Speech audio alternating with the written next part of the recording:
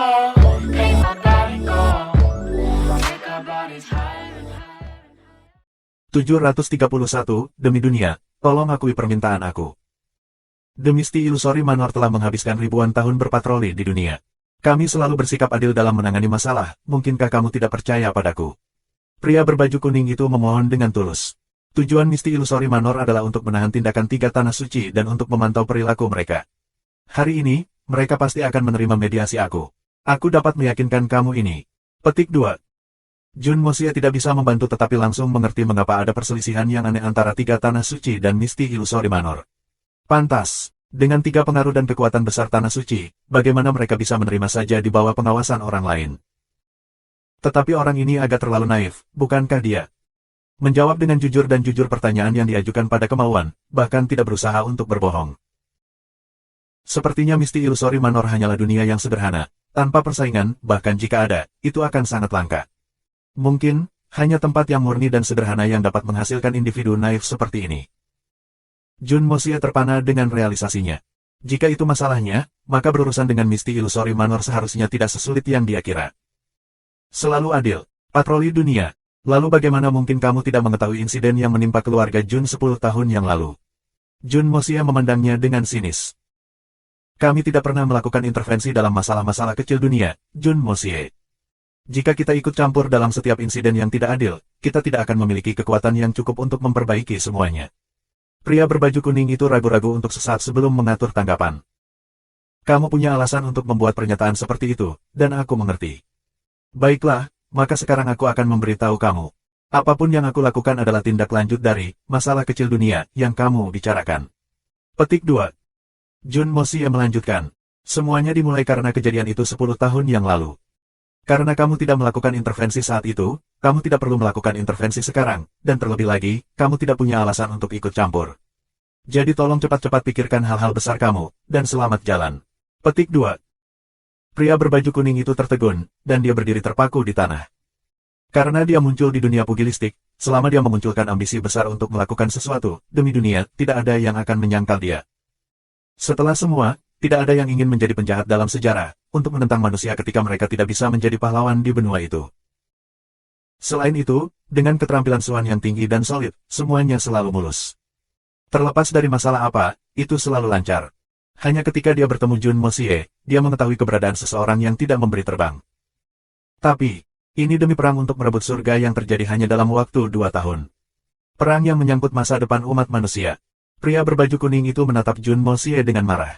Bagaimana kamu bisa begitu tidak berperasaan terhadap kebaikan yang lebih besar? Ya, sebenarnya aku melakukan ini untuk perang untuk merebut surga juga. Aku juga ingin bertanya, kamu tidak akan berpartisipasi dalam perang untuk merebut surga, bukan? Petik 2. Pria berbaju kuning itu terkejut, dan membentak dengan kesal. The Misty Illusory Manor tidak pernah dan tidak akan pernah berpartisipasi dalam perang untuk merebut surga. Bagus sekali, bagus sekali. Kamu tahu, aku pasti akan berpartisipasi di dalamnya, tetapi seni bela diri aku saat ini masih terlalu lemah, kemungkinan besar aku akan mati jika aku pergi. Bukan masalah besar jika aku mati, semua orang akhirnya mati. Tapi itu akan mempengaruhi hasil keseluruhan perang untuk merebut surga. Dengan demikian, ketika dunia menghadapi ancaman yang dekat, nyawa semua orang akan dalam bahaya. Petik 2.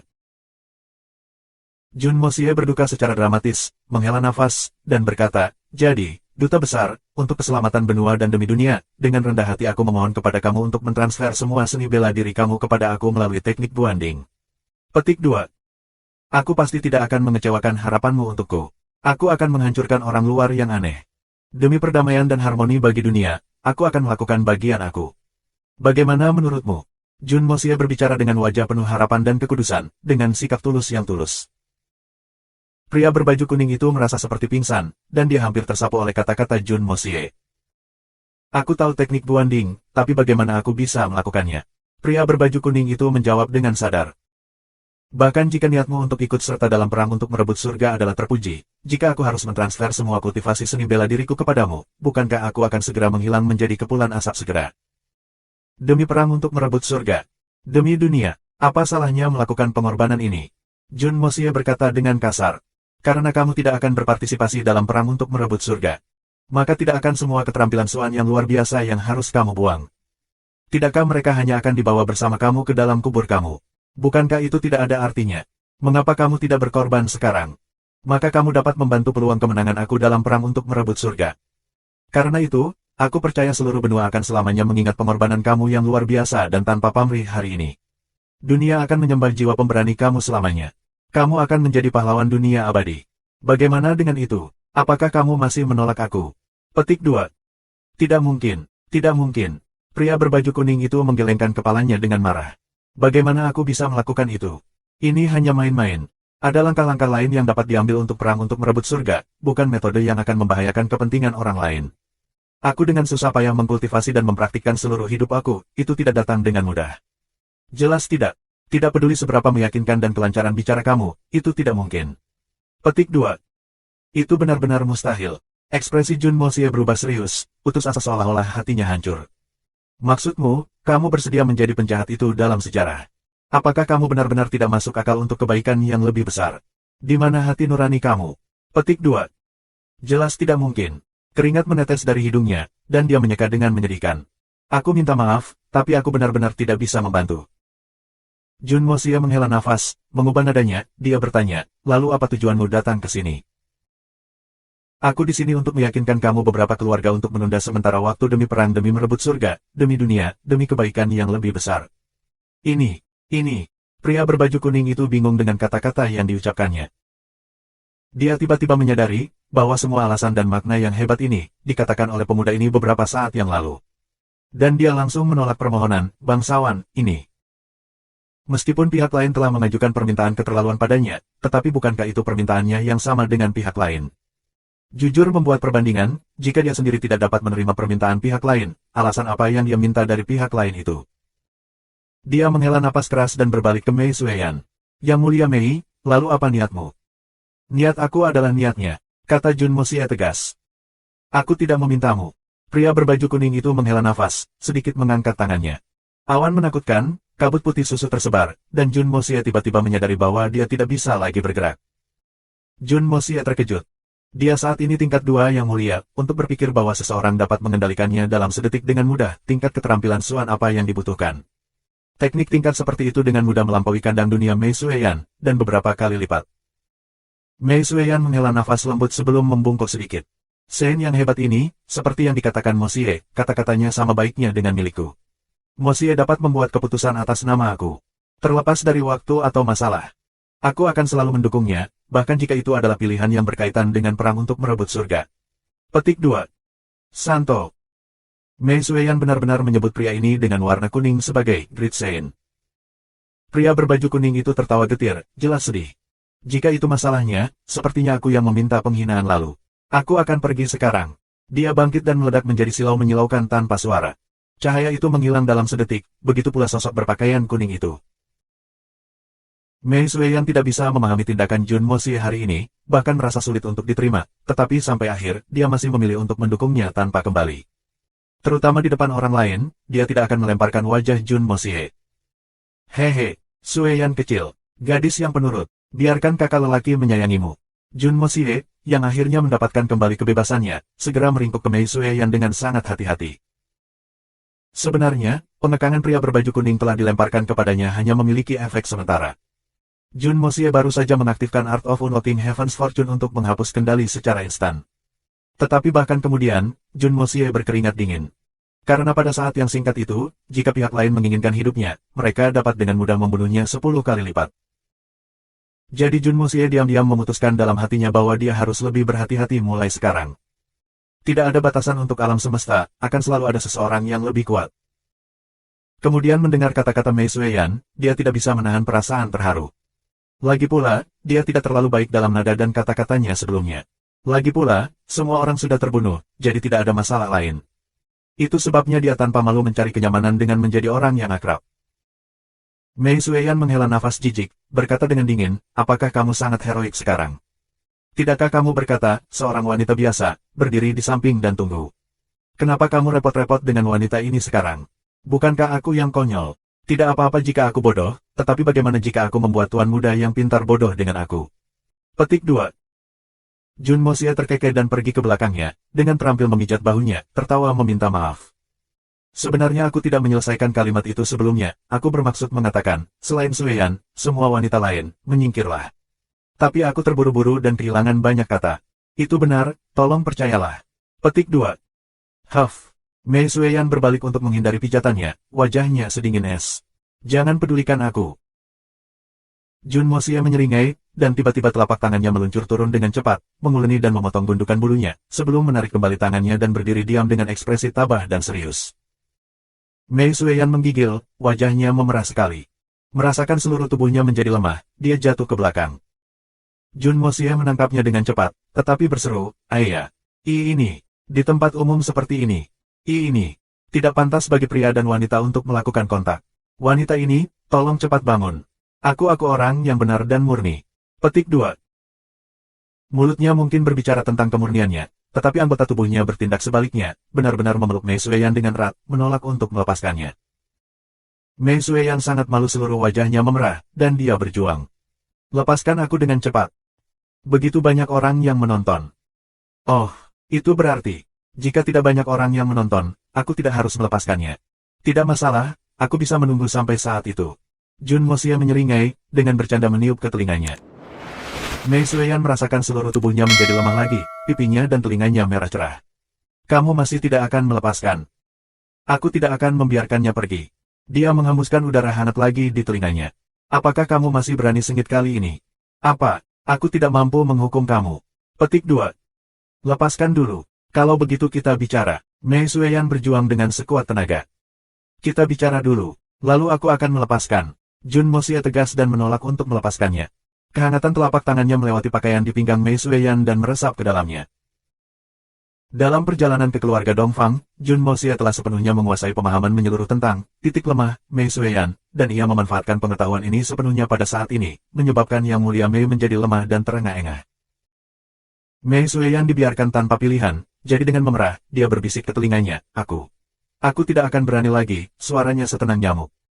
"Gadis yang baik." Jun Mosia tertawa dengan puas, hanya membiarkannya pergi setelah dia mendarat di pantatnya. Dengan suara mendesing, Mei Sueyan langsung menjauhkan diri dari Jun Mosia sebelum berbalik, wajahnya masih merah karena malu.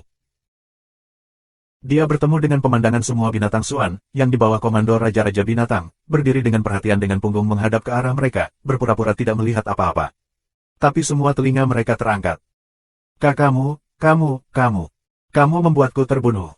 Menutupi wajahnya, Mei Sueyan berlari menuju keluarga Jun. Jun Mosia menyeringai dan akan mengikutinya ketika Big Bear meringkuk, mengenakan senyum. "Kakak ipar, sudah selesai." Apa aku sudah selesai?" Jun Mosia bingung sejenak, tapi kemudian mengerti apa yang ditanyakan Big Bear. Menikmati aftertaste dari pertemuan singkat sebelumnya, dia tidak bisa membantu tetapi menggosok telapak tangannya yang masih diwarnai dengan warna merah muda. "Ya, aku sudah selesai." "Luar biasa." Big Bear mengacungkan jempol. "Kakak ipar, aku benar-benar mengagumimu. Kamu benar-benar jantan. Bahkan kakak ada di tanganmu. Kita semua benar-benar kagum. Sangat." "Tentu saja, begitulah seharusnya pria. Jika kamu tidak dapat menangani istri kamu sendiri, bagaimana kamu bisa disebut pria?" Jun Mosia menambahkan dengan gembira. "Big Bear, izinkan aku memberitahumu, dalam menangani istri kamu, kamu harus lebih tegas. Jika dia tidak taat, tendangan dan pukulan bukanlah apa-apa, sebagian besar waktu kamu harus menggunakan tongkat untuk memukul. Pukul sampai mereka memohon belas kasihan. Itulah artinya menjadi maskulin." Petik 2. Ya, kakak ipar itu bijak. Aku pasti akan mengingat pengajaran ini." Big Bear menjawab dengan rendah hati, melakukan pengajaran yang dihormati ini untuk mendisiplinkan seorang istri dalam ingatannya. "Ya, kamu bisa terus perlahan mengalaminya. Aku akan pergi ke sana dulu." Jun Mosia pergi dengan tergesa-gesa. Tentu saja Jun Mosia cemas setelah mendengar apa yang dikatakan Jia King Yun tentang Tian Xiang. Tetapi dia tahu bahwa menjadi cemas tidak akan membantu situasi. Begitu banyak waktu telah berlalu, jika itu benar-benar terjadi, bahkan jika dia bergegas sekarang, dia masih akan terlambat. Jika itu tidak terjadi sekarang, maka itu tidak akan terjadi. Satu-satunya solusi yang benar adalah menyelesaikan urusan di sini secepat mungkin, lalu bergegas. Jika dia mengacau sekarang, kedua belah pihak akan ditahan, maka hanya akan ada kerugian dan tidak ada keuntungan. Jadi terlepas dari jika sesuatu terjadi di Tian Xiang, dan masalah apa, itu harus menunggu. Jun Mosia sangat percaya bahwa dengan kecerdasan kakeknya, dia pasti akan bisa bertahan di sana. Selain itu, masih ada semua pengaturan yang dia buat sebelum dia pergi. Jika ada kecelakaan, maka aku akan membuat seluruh dunia ini bergabung dengan kakek di kuburnya. Apa nilai perang untuk merebut surga? Itu bahkan tidak bisa dibandingkan dengan seutas rambut pun di kepala kakek. Aku hanya akan peduli dengan orang-orang yang aku pilih untuk pedulikan. Jun Mosia mengertakkan gigi dan membuat sumpah ini di dalam hatinya. Subscribe Penatua. Setelah tiba di daerah keluarga Jun telah mengepung, Jun Mosia disambut oleh melihat anggota yang tersisa dari keluarga Xiao diikat, dengan ekspresi kekalahan dan keputusasaan di wajah mereka. Xiao Xingyun disingkirkan, seluruh tubuhnya lemas, dan di sampingnya ada beberapa mayat berlumuran darah. Jun Wei, Dong Fang Wenxin, Guan Qinghan, dan yang lainnya berdiri di samping, wajah penuh kesedihan. Bagaimana situasinya? Jun Mosia berjalan cepat. Keluarga Xiao semua tahu mereka akan mati dan menolak untuk mengakui siapa yang benar-benar membunuh ayahmu. Air mata akan jatuh dari mata Dong Fang Wenxin, yang telah memerah. 100 orang dan tidak ada yang mau menjelaskan. Mereka benar-benar memiliki tulang punggung. Menendang pedang dengan kakinya, dia mencengkeramnya dengan kuat dan hendak masuk untuk membunuh ketika dia tiba-tiba mengingat sesuatu. Dalam perjalanan kembali ke Tianxiang dari Tiannan, dia telah menggunakan hipnosis dan teknik pencegahan semangat besar pada Xiao Buyu, dan Xiao Buyu mengungkapkan siapa mereka. Xiao Buyu berkata, itu berada di pangkalan militer besar, itu sangat berbahaya. Aku ingat ada Xiao Han, Xiao Liang, Xiao Zhen, Xiao Cheng, Xiao Guang. Petik 2. Jun Mosia dengan hati-hati mengulang semua kenangan ini di kepalanya. Dia berdiri diam dan menutup matanya, membiarkan nama-nama yang tak terlupakan melewati hatinya perlahan. Tiba-tiba, dia membuka matanya, dan aura pembunuhan yang kuat dan mengesankan muncul dan menyebar seperti ombak yang marah, meliputi 100 orang di dalamnya. Ini adalah aura hiruk-pikuk dari 2 tingkat yang mulia. Jumlah orang yang bisa bertahan di dunia ini dengan mudah bisa dihitung. Bahkan Xiao Xingyun, yang memiliki tingkat kultivasi tertinggi di keluarga Xiao, tidak berdaya ketika bertemu dengannya. Mereka menghabiskan seluruh hidup mereka tumbuh di gunung-gunung bersalju, jadi mereka sudah terbiasa dengan dingin, tetapi tercakup dalam aura Jun Mosia. Bahwa niat membunuh menembus pakaian mereka, melalui kulit mereka, ke otot-otot mereka, jauh ke dalam mereka duri, hati mereka sepenuhnya dingin. Xiao Liang, Jun Mosia berteriak. Keluarga Xiao semua pusing karena teriakan yang berteriak sementara hati mereka dicengkeram ketakutan. Ini, aku bukan Xiao Liang, aku benar-benar bukan Xiao Liang, seorang pria parubaya berbicara, dengan cepat mengoreksi dirinya di tengah jalan. Ya, kamu. Seseorang, ambil orang ini. Aku ingin berbicara dengannya, kata Jun Mosia, jelas senang. Dong Fang Wenqing terbang maju dan menendang orang ini keluar dari grup. Berikutnya, siapa Xiao Zhen? Jun Mosia berseri-seri pada sekelompok orang yang semuanya dibundel. Hanya saja sinar dingin dan tajam di matanya begitu mengerikan sehingga benar-benar bisa mengubah negara-negara di selatan yang hangat menjadi pegunungan bersalju yang dingin dalam sekejap. Semua orang terus duduk dengan lemah di tanah, tidak mau menjawab. Tidak ada yang akan bicara. Sangat bersatu, bukan kamu. Itu bagus. Jun Mosia berjalan ke orang yang paling dekat dengannya. Dia dengan lembut bertanya, apakah kamu Xiao Zhen?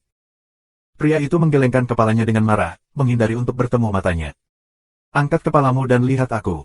Jun Mosia tiba-tiba berteriak. Pria parubaya itu tanpa sadar mengangkat kepalanya, matanya yang lelah bertemu dengan Jun Mosia. Seolah tertarik oleh magnet, dia tidak bisa memutuskan kontak mata. Itu seperti lubang yang tak berujung muncul di hadapannya, dan hati, pikiran, dan jiwanya semua tersedot ke dalamnya. Lalu siapa Xiao Zhen? Bisakah kamu memberitahu aku? Jun Mosia membujuk dengan lembut, cahaya menawan dari matanya dengan banyak warna menyihir, memasuki mata pria parubaya ini. Baik, aku akan memberitahumu. Pria parubaya itu tiba-tiba berubah sikap, dengan marah memaki. Huff, banyak sampah ini, membunuh Jenderal Putih saat itu. Aku sudah menemukan anak benar ini yang menjengkelkan kembali. Bagaimana bisa sosok heroik seperti itu mati tanpa dosa di tangan penjahat seperti itu? Aku tidak bisa menerima ini. Petik 2. Semua anggota keluarga Xiao tertegun, hampir seolah-olah mereka disambar petir, dan sama sekali tidak mengenalnya. Bagus, sangat bagus. Kata baik. Jun Mosia memotong tali yang mengikatnya dengan ujung pedangnya. Pria parubaya itu turun dari tanah dengan marah, melanjutkan dengan marah. Terutama Xiao Zhen, bajingan sialan itu. Dia adalah luka terbesar di mataku. Setumpuk kotoran. Benar-benar tidak berguna tetapi masih ada pipi untuk menggoda. Aku hanya ingin muntah. Aku ingin meludahi wajahnya setiap kali aku melihatnya. Petik 2. Keluarga Xiao benar-benar terdiam. Mereka memandangnya seolah dia alien. Ya, aku benar-benar bisa mengerti bagaimana perasaanmu. Sekarang tolong tunjukkan, siapa Xiao Zhen. Jun Mosia berkata dengan lembut. Aku. Pria parubaya itu menunjuk ke hidungnya, dan menyatakan dengan menuduh, dengan marah dan mencemooh. Aku adalah Xiao Zhen. Bajingan-bajingan itu. Petik 2.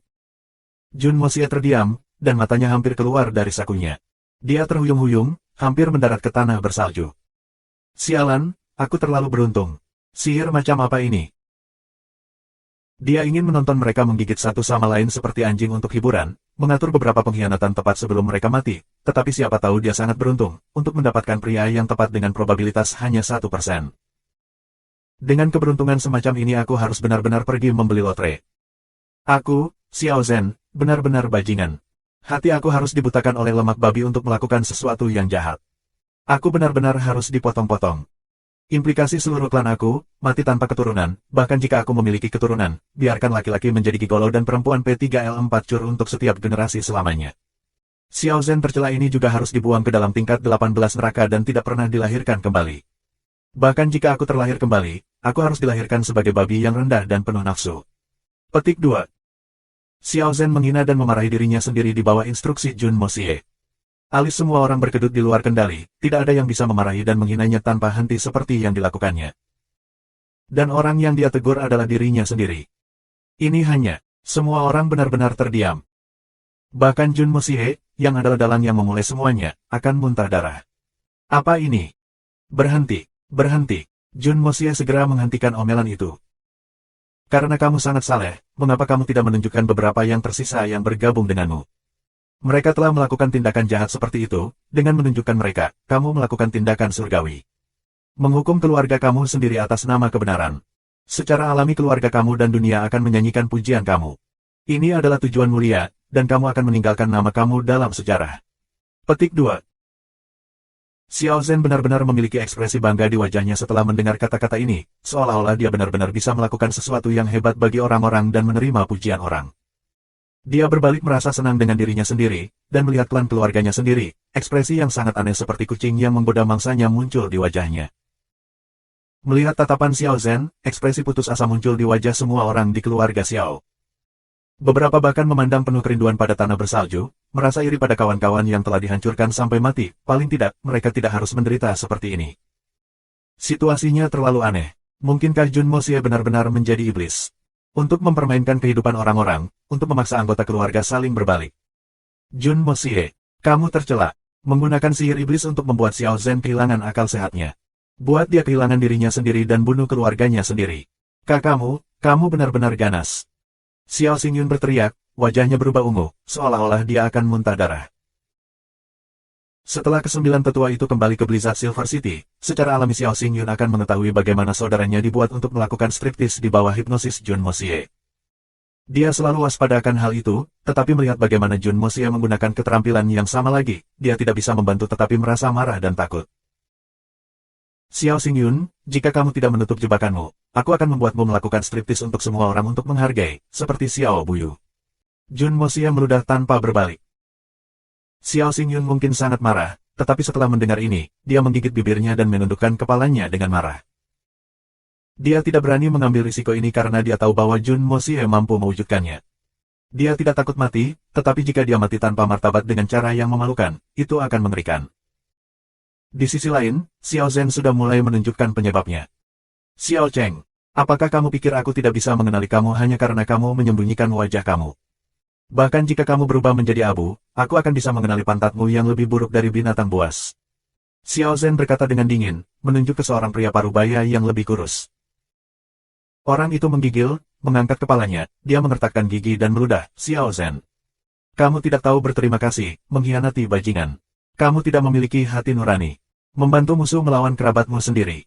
Kamu tidak akan pernah mati dengan damai. Dia sudah ditarik keluar dari kerumunan oleh Dong Fang Wenjian saat dia menyelesaikan kalimatnya.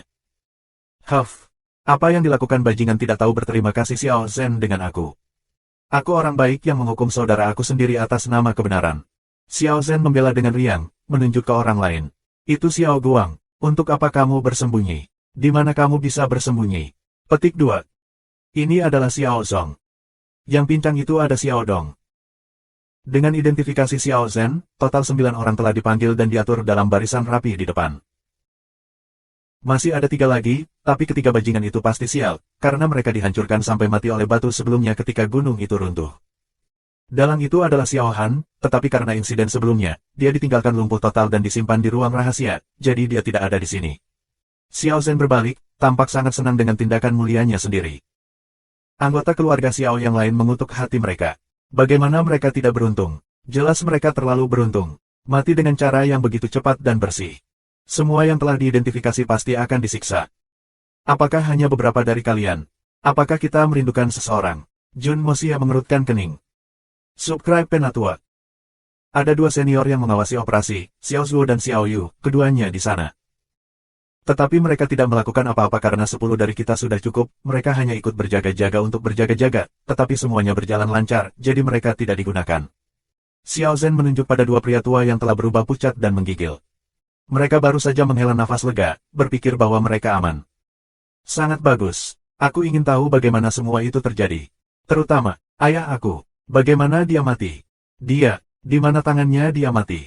Jun Mosia merasakan gelombang kemarahan yang berasal dari keluhan di hatinya ketika dia melihat sekelompok orang di depannya.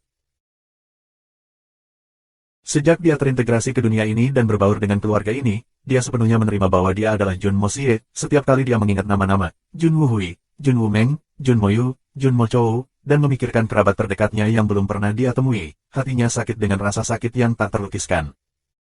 Ya, sakit yang tajam. Seorang jenderal legendaris, seorang pria heroik pada masanya, meninggal secara tragis di tangan penjahat belaka.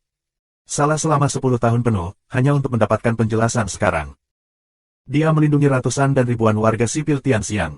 Setelah dia bertemu dengan orang yang terluka, orang-orang menjadi bingung dan marah, tetapi hampir tidak ada yang membalas dendam kepadanya. Dia sudah tidak ada lagi, dan klan keluarganya mulai menurun, semakin lemah dari hari ke hari dan berubah menjadi target semua musuh. Sementara semua orang menambahkan penghinaan untuk cedera, tidak ada yang berdiri untuk berbicara untuk keadilan mereka. Ketika keluarga Dongfang mencoba membalas dendam, hampir seluruh dunia pesoistik hanya menonton dari samping. Mereka hanya ingin melihat apakah karma itu nyata. Semua orang tahu kemarahan keluarga Jun, tetapi mereka semua memilih untuk hanya melihat dari samping. Ketika pengaruh keluarga Dongfang sangat berkurang, dan mereka dipaksa keluar dari dunia pesolistik dan dipaksa untuk membuat sumpah yang tidak mungkin dipatahkan, masih tidak ada yang memilih untuk membela mereka. Apa itu, moralitas dan keadilan, di dunia pugilistik? Jun Mosia merasakan hatinya menjadi dingin.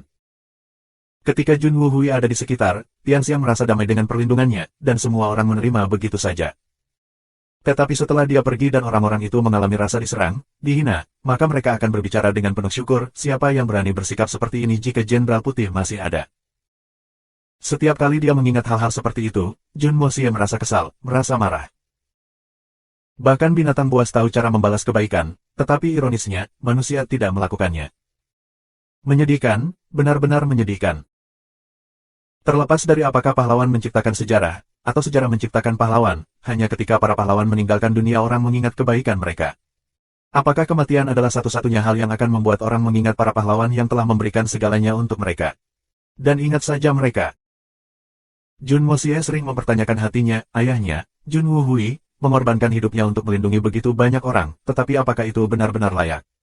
Hak-hak apa yang orang-orang yang tidak tahu berterima kasih harus dilindungi? Para prajurit berdarah dan mempertaruhkan nyawa mereka di garis depan untuk melindungi martabat dan perdamaian, tetapi orang-orang masih mabuk, bermain-main, berjudi. Mereka yang korup terus dalam tindakan mereka, dan mereka yang tidak setia terus menjadi tidak setia. Mereka terus mengejar ketenaran dan status, masih memimpin keberadaan mereka yang terkekang. Bahkan rakyat jelata, menjalani kehidupan rutin mereka dengan bahagia, siapa yang akan memikirkan prajurit-prajurit yang jauhnya bermil-mil, berjuang bernoda darah, berjuang dalam keputusasaan. Bahkan ketika setetes darah terakhir ditumpahkan dari tubuh mereka, mata mereka menatap rumah yang mereka tidak pernah bisa kembali. Rumah, tempat yang diimpikan para prajurit setiap hari, motivasi bagi mereka untuk terus bertarung, dan juga tempat yang menelantarkan mereka saat mereka bertarung dengan hidup mereka. Melihat 11 anggota keluarga Xiao di hadapannya, mata Jun Mosia dipenuhi amarah yang tidak bisa dipadamkan. Setelah dia membuat pernyataan itu, orang-orang keluarga Xiao menundukkan kepala mereka, bahkan Xiao Zhen pun berpikir keras, berusaha dengan susah payah untuk mengingat skenario saat itu. Tidak pasti apakah terlalu banyak waktu telah berlalu, membuat insiden itu sulit untuk diingat, atau mereka hanya tidak pernah mengambil masalah kecil seperti membunuh Jenderal Putih di dalam hati. Tidak ada yang menjawab. Katakan, Jun Mosia mengguntur. Tahun itu, Xiao Zhen mengerutkan kening, jelas berusaha sangat sulit untuk diingat. Petik 2. Aku ingat bahwa kami telah memberitahu Tetua Agung dan mengikuti Xiao Han menuruni pegunungan. Kami melakukan perjalanan hampir sebulan sebelum kami akhirnya mencapai Tian Guanlin. Di sana, dua pasukan besar sedang bertempur dan keamanan sangat ketat. Melihat tenda-tenda yang menempati tanah yang begitu luas, kami semua merasa tidak berdaya. Betapa mudahnya untuk membunuh jenderal dengan semua pasukan ini. Kami semua Sky Xuan, dan dua senior hanya di puncak mereka Sky Xuan, bahkan jika Roh Xuan datang, itu mungkin masih mustahil. Tapi Xiao Han mengklaim bahwa dia sudah melakukan persiapan, dan tidak ada risiko untuk mengambil. Malam itu, Xiao Han telah pergi lebih dulu, dan kami tidak tahu apa yang harus dia lakukan, hanya setelah sehari dan satu malam dia kembali dengan sekelompok pria berpakaian hitam mengikutinya. Di tangan satu orang berpakaian hitam adalah token panah emas. Itu adalah token yang memungkinkan seseorang untuk masuk dan keluar dari pangkalan militer Tianxiang tanpa halangan, pada tingkat yang sama dari dekrit kekaisaran. Orang itu mengatakan itu palsu, tetapi pada saat itu, kita semua merasakannya, itu jelas hal yang nyata. Jika itu palsu, dengan kontrol ketat Jenderal Putih, bagaimana kita bisa menyusup ke pangkalan? Jika itu palsu, maka kami bahkan tidak berani mengambil risiko. Lalu pria berbaju hitam ini mengeluarkan banyak pakaian untuk kami ganti dan berpose sebagai pengikutnya, membawa kami ke kamp militer. Seluruh proses itu begitu mulus sehingga sulit dipercaya. Selama Golden Arrow Token itu menyala, tidak ada halangan sama sekali. Tidak ada yang menjalankan cek, dan kami langsung menuju tenda komandan. Ini membuat kami bingung, karena bahkan jika token panah emas itu yang asli, itu terlalu efektif. Baru setelah itu kita mengetahui bahwa orang yang berpakaian hitam telah melakukan beberapa perjalanan di sini 2 bulan sebelumnya dengan Golden Arrow Token. Bagi pasukan Tianxiang, baik token maupun orang itu adalah wajah yang dikenal, sehingga mereka tidak curiga. Atau yang lain, bagaimana kelompok 20 ini melewati pangkalan militer? Jun Mosia perlahan mengepalkan tangannya. Dia benar-benar bisa menebak bahwa itu adalah Xiao Han yang telah berkonspirasi dengan orang-orang ini sebelum beralih ke pegunungan bersalju untuk kembali.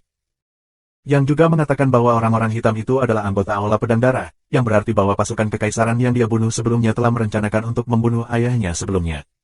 Bahkan jika Xiao Han tidak bergerak, mereka masih akan melakukannya. Hanya saja ada peluang keberhasilan yang lebih tinggi untuk memiliki Xiao Han dan yang lainnya melakukannya, tanpa takut mengejar keluarga Jun.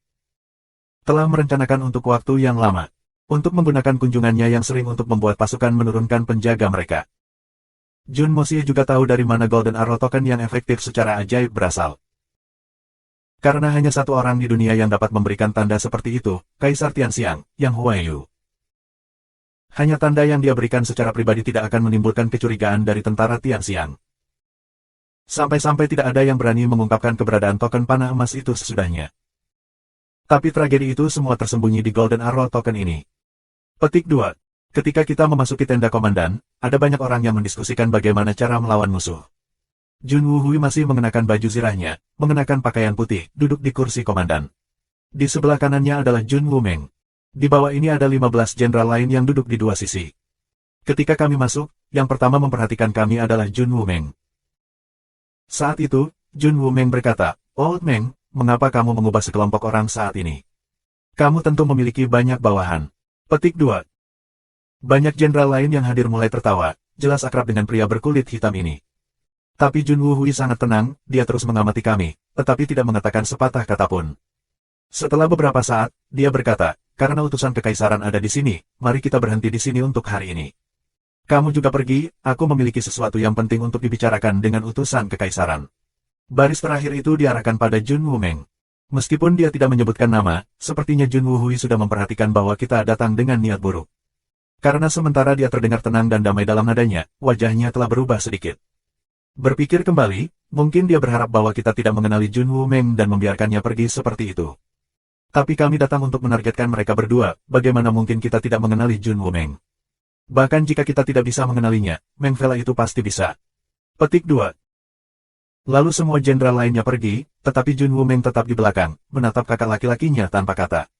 Dia mengabaikan kita, tetapi ekspresinya berubah menjadi kesedihan dan kemarahan. Setelah semua orang pergi, Jun Wumeng berbalik dan menatap kami, mengatakan, "Kamu dari keluarga Xiao." Saat itulah kami menyadari bahwa Jun Wuhui memperhatikan ada sesuatu yang salah pada saat kami masuk. Tetapi melawan kami, para jenderal reguler tidak memiliki kesempatan, jadi tidak ada gunanya jika kami terlibat dalam pertempuran. Dan para jenderal itu memegang peranan penting dalam militer. Jika mereka bertemu kecelakaan, jutaan tentara Tianxian akan menjadi tanpa pemimpin, jadi dia mengusir mereka semua. Ditambah lagi kita sudah menyusup ke tenda komandan, tidak ada gunanya bahkan jika dia bermaksud menjebak kita di dalam dan bertarung. Selanjutnya, kami memiliki token panah emas. Jika dia mencoba mengaktifkan pasukan, itu akan sama dengan mencoba memulai pemberontakan. Mereka tidak memiliki peluang untuk selamat sekarang karena mereka dikelilingi oleh begitu banyak ahli, jadi mengapa dia melibatkan prajurit lain? Jadi dia hanya bisa meminta untuk melindungi kehidupan orang-orang di bawahnya terlebih dahulu. Hanya Jun Wumeng yang memperhatikan wajah Jun Wuhui dan kalimat itu tidak menyebutkan namanya dan menyadari ada sesuatu yang salah, jadi dia juga menolak untuk pergi. Xiao Zhen baru saja menyelesaikan kalimat itu ketika sedikit buku-buku jari terdengar. Itu Jun Wuhui mengepalkan tangannya, air mata mengalir di matanya. Dongfang Wenxin merasa dirinya bergoyang, tetapi dia masih memaksakan dirinya untuk berdiri tegak. Dia menggigit bibirnya sehingga mereka mulai berdarah. Ekspresi Jun Moxie tidak berubah. Jika aku memasuki tubuh yang salah dan menjadi Jun Wuhui pada saat itu, apa yang akan aku lakukan? Bab 734, Kematian Jenderal.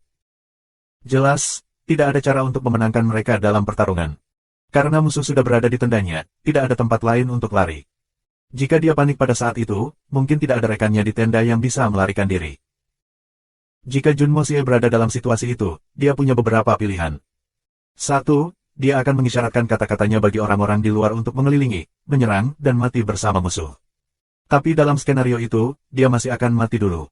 2. Dia masih akan menemukan cara untuk melarikan diri terlebih dahulu, mengetahui dengan jelas bahwa itu tidak mungkin.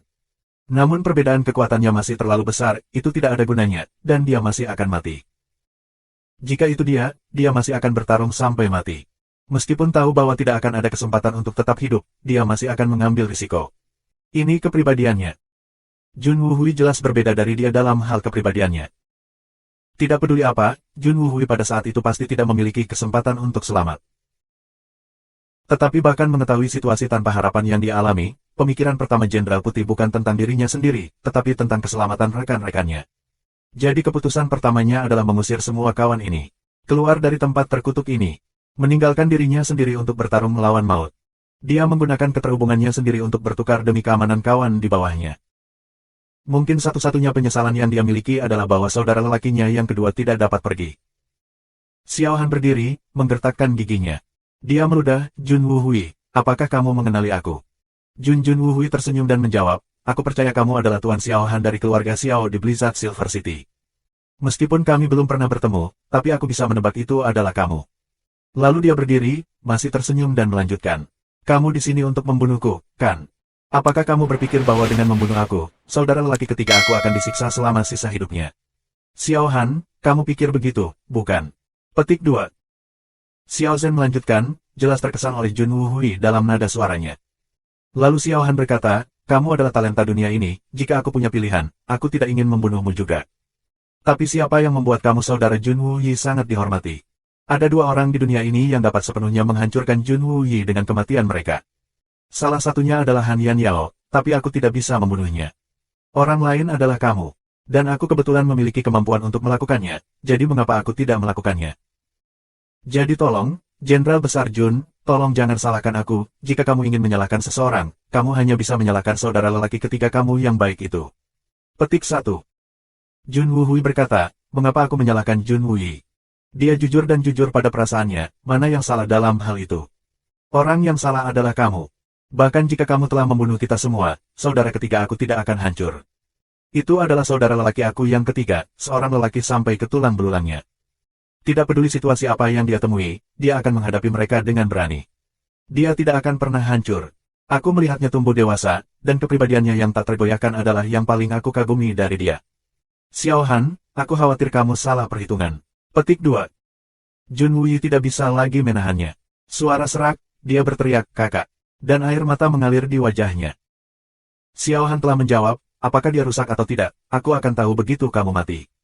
Sayang sekali kamu ditakdirkan untuk tidak dapat melihatnya. Jun Wuhui tersenyum dan berkata, jika itu masalahnya, kamu tidak perlu menunggu dan melihat. Setelah itu, ia menghela napas dan berkata, begitu banyak ahli. Sepertinya kamu benar-benar harus membunuhku. Kami memiliki kecakapan bertarung yang cukup pada saat ini, dan para senior memiliki tingkat budidaya puncak Sky Swan. Sebagian besar dari kita di 12 telah mencapai tahap awal Sky Swan, sementara para ahli yang tersisa semuanya puncak tingkat Bumi Swan. Jun Wuhui melihat warna Swan Ki kita, dan tersenyum. Dia berkata, kami bersaudara selalu siap mati sejak hari kami melangkah ke medan perang, tetapi yang kami harapkan adalah mati di garis depan, bukan di tenda komandan kita sendiri. Tetapi kami, Jun bersaudara, tidak akan pernah mati di tangan orang lain. Xiao Han berkata, Jun Wuhui, kamu adalah legenda yang aku kagumi, jadi aku bisa membuat pengecualian dan memberimu waktu untuk menulis satu surat terakhir untukmu. Anggota keluarga. Keluarga Xiao tidak akan terganggu oleh balas dendam keluarga duniawi belaka. Petik 2.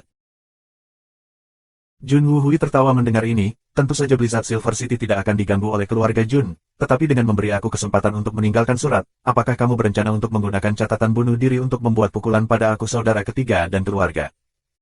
Tapi tahukah kamu, aku, Jun Wuhui selalu mengagumi dan merawat saudara ketiga aku, selama aku masih hidup, aku tidak akan membiarkan siapapun menggunakan namaku untuk menyakitinya. Bahkan jika aku mati, aku tidak akan membiarkan diri aku digunakan. Jadi terima kasih atas kedermawanan kamu, tetapi aku tidak membutuhkannya. Petik 2.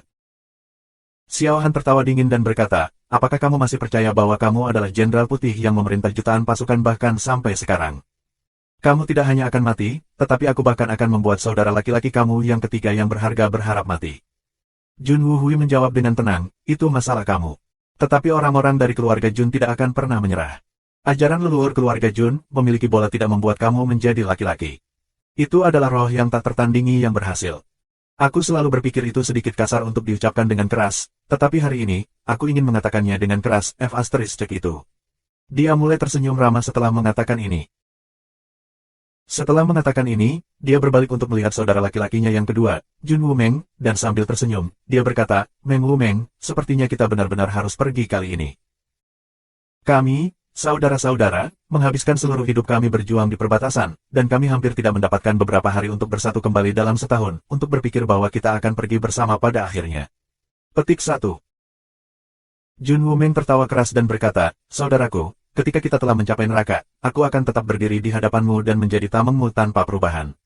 Seperti yang dikatakan oleh nenek moyang kita, ayah memiliki saudara ipar dan kakak ketiga untuk merawatnya, aku yakin.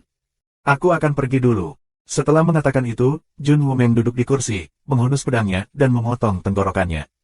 Bahkan ketika dia meninggal, tidak ada sedikit pun penyesalan di wajahnya. Jun Wuhui terkekeh dan berkata kepada kami, mohon tunggu sebentar, tidak akan terlalu lama. Aku ingin membantu kakak aku membereskan dirinya terlebih dahulu. Bocah ini selalu berantakan, mampu memerintah ribuan pasukan dengan mudah tetapi masih tidak dapat merawat dirinya sendiri. Selalu membuat aku sakit kepala. Kemudian ia dengan hati-hati merapikan tubuh Jun Wuhui, mengikat-ikat pinggangnya, membuatnya duduk tegak, dan kemudian dengan lembut menyeka wajah Jun Wumeng. Dia telah melakukan semua ini dengan sangat cepat, seolah-olah dia telah melakukannya berkali-kali sebelumnya. Kemudian dia berbalik, dan berdiri di depan kursi komandan. Dia berkata, kakak kedua aku telah ikut berperang atas nama aku, jadi aku harus segera bergabung dengannya. Masuk terlalu jauh dalam pertempuran sendirian bukanlah hal yang baik. Setelah itu, dia membuat 4 gerakan aneh dengan tangannya dan ekspresinya juga cukup aneh. Kemudian, dia menghunus pedangnya dan menikamnya tepat di dalam hatinya, segera mati. Petik 2. Selain isakan yang tak terkendali, lingkungan sekitarnya benar-benar sunyi. Tindakan aneh apa yang dia lakukan? Dongfang Wenxin bertanya dengan cepat, wajahnya berlinang air mata, tetapi tidak ada penyembunyian harapannya. Xiao Zhen memandangnya dengan aneh dan menirukan gerakan yang dilakukan Jun Wuhui sebelum dia meninggal. Seperti ini, Jun Wuhui mengepalkan tangan kirinya dan memukul jantungnya dengan ringan 3 kali, lalu menyimpannya di sana. Tangan kanannya memegang pedang, menembus tangan kirinya dan ke dalam hatinya, memakukannya. Tetapi sebelum dia meninggal, ekspresinya adalah yang paling lembut. Petik 2. Guan Qinghan, yang disiapkan di sisinya, menangkapnya dengan cepat. Semua orang langsung mengerti. Jadi begitulah. Jun Wuhui tidak menyebut istri dan anak-anaknya bahkan di akhir hidupnya karena dia khawatir Xiao Han dan yang lainnya akan diingatkan untuk mengejar mereka untuk membasmi mereka sepenuhnya. Tapi keempat gerakan itu mewujudkan semua keterikatan yang melekat yang dimiliki Jenderal Putih ini. Tangan kiri mengepalkan tangan dan memalu ringan di hatinya, Wenxin, Moyu, Mochou.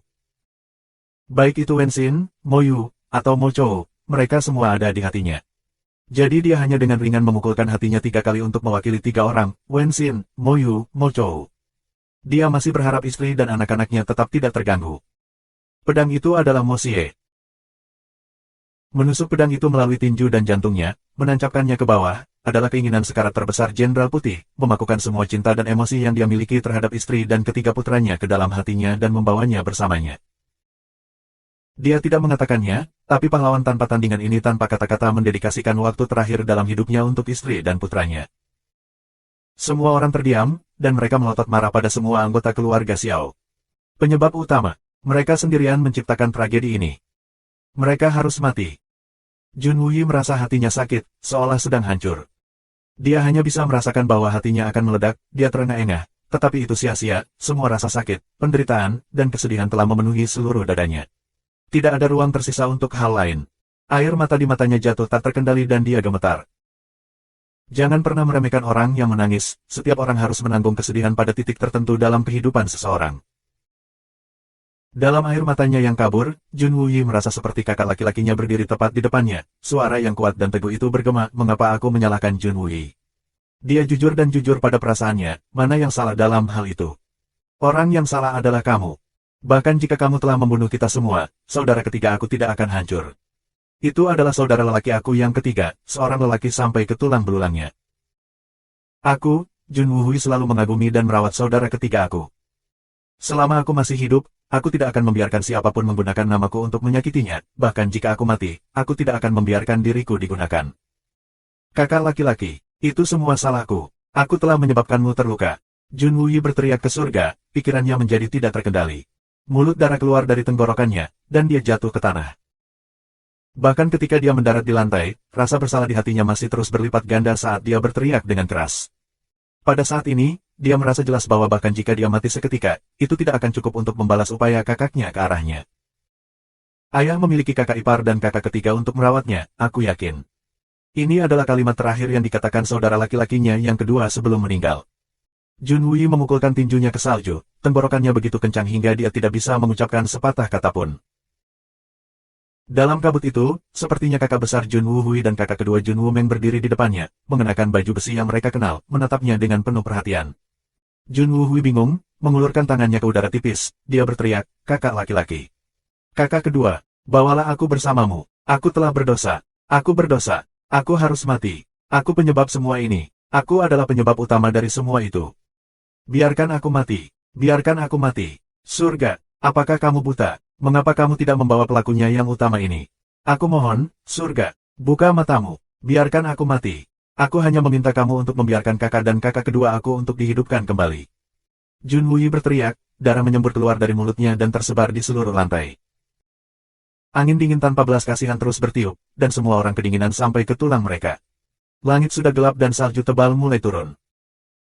Dongfang Wenqing menghela nafas dan memukul Junwuyi di belakang lehernya, menjatuhkannya, sebelum memberi isyarat kepada seseorang untuk datang dan merawatnya. Dongfang Wenqing tahu bahwa jika Junwuyi terus seperti ini, mungkin tubuh keluarga Jun akan bergabung dengan mereka yang terkubur di bawah salju. Jun Moxia merasakan sensasi dingin di pipinya. Mengangkat tangannya untuk menyentuh kulitnya, jari-jarinya bertemu dengan air mata yang dia tidak sadari jatuh.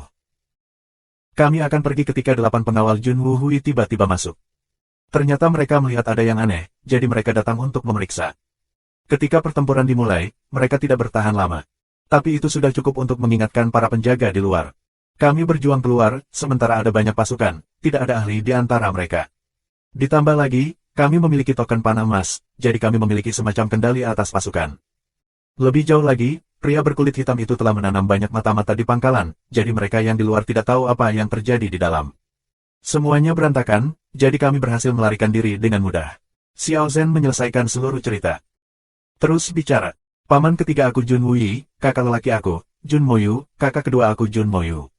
Bagaimana kamu melakukannya? Lanjutkan untuk menumpahkannya. Aku ingin setiap detail. Petik 2. Kami, Xiao Zhen terus menggambarkan semua skenario menakutkan tentang bagaimana mereka melakukannya, dan akhirnya, Dongfang Wendao tidak tahan lagi dan berteriak, "Bunuh semua sampah ini. Mengapa kita menjaga mereka tetap hidup? Untuk membiarkan mereka terus menyakiti orang lain. Bunuh mereka semua." Petik 2. Membunuh. Tentu saja kita akan membunuh mereka. Jun Moxia berkata dengan dingin. Tapi kita harus menunggu ibu dan paman ketiga untuk bangun dan semua orang tiba sebelum kita membalas dendam dan membiarkan dunia tahu. Jika kita ingin membunuh mereka sekarang, itu terlalu tidak adil untuk terlalu banyak orang. Petik 2. Siapa lagi yang akan datang? Tanya Dongfang Wendao dengan bingung. Saat dia selesai bertanya, dia mengerti. Dari arah Blizzard Silver City, sekelompok orang yang berpakaian putih bergegas. Di tengah badai salju yang kencang, mereka berjalan perlahan, seolah-olah mereka dibelenggu oleh beban berat. Orang di depan, meskipun terlihat lemah dan lemah, adalah Han Yanyao. Di belakangnya ada seorang lelaki tua dengan rambut dan roti putih, seorang penulis parubaya, dan seorang lelaki dengan tubuh besar. Di belakang itu adalah Nyonya Han Sanmeng dan orang-orang dari keluarga Han dari kota perak Blizzard. Melihat juru tulis parubaya, mata Dong Fang Wenqing menyipit. Yun Biechen. Subscribe Penatua. Jun Mosie kaget dan melihat dengan cepat. Yun Biechen adalah salah satu dari 3 saksi bersama dengan Han Feng Shui dan Li Juetian, yang membuat keluarga Dong Fang bersumpah. Berpikir bahwa dia akan muncul kembali pada saat yang genting seperti ini ketika keluarga Jun membalas dendam. Mei Sueyan juga melihat dengan cepat. Objek fokusnya bukan Yun Biechen, tapi pria besar di sampingnya. Orang itu melompat dan mengangkat kepalanya, dan bertemu dengan tatapan dingin Mei Sueyan. Tubuhnya yang besar mulai bergetar dan bergetar, panik dan rasa bersalah tampak jelas di matanya. Di antara binatang Suan, Pengs tiba-tiba melepaskan teriakan nyaring, mengaduk-aduk awan di langit. Tapi sebelum tangisan ini bisa mencapai klimaksnya, Mei Sueyan sangat marah. Sempit matanya, auranya yang mengesankan bergegas mendekat dan menundukkan semua Peng tanpa ampun. Dengan ledakan, tidak ada Peng yang berani membuat suara tunggal. Mereka benar-benar tertekan oleh aura raja yang kuat ini sampai-sampai mereka gemetar di tanah dengan sayap terentang dan ditekan ke salju, seolah-olah mereka mengalami kejang. Untuk apa kamu berteriak? Sejak hari dia meninggalkan Tianfa, dia bukan lagi rajamu. Dan tidak akan pernah ada. Mei Sueyan berkata dengan dingin, menghadap ke Pengs. Hari ini, dia hanyalah pengkhianat total. Bahkan jika kita memiliki musuh yang sama dan jalan kita menyilang, kita akan menjadi musuh. Untuk apa kamu bersorak? Petik 2. Bos besar, kamu. Pria besar berjanggut itu menangis, berlari, tetapi dia membeku di hadapan semua binatang Suan, karena dia tidak lagi ada di mata rekan-rekan masa lalunya. Mei Sueyan terus melihat ke kejauhan, seolah-olah dia tidak memperhatikan ada seseorang di depannya. Long Pren memiliki ekspresi aneh, menundukkan kepalanya, Big Bear memalingkan wajahnya, Earthcracker, Monkey King, dan yang lainnya semua berbalik setelah meludah dengan puyi.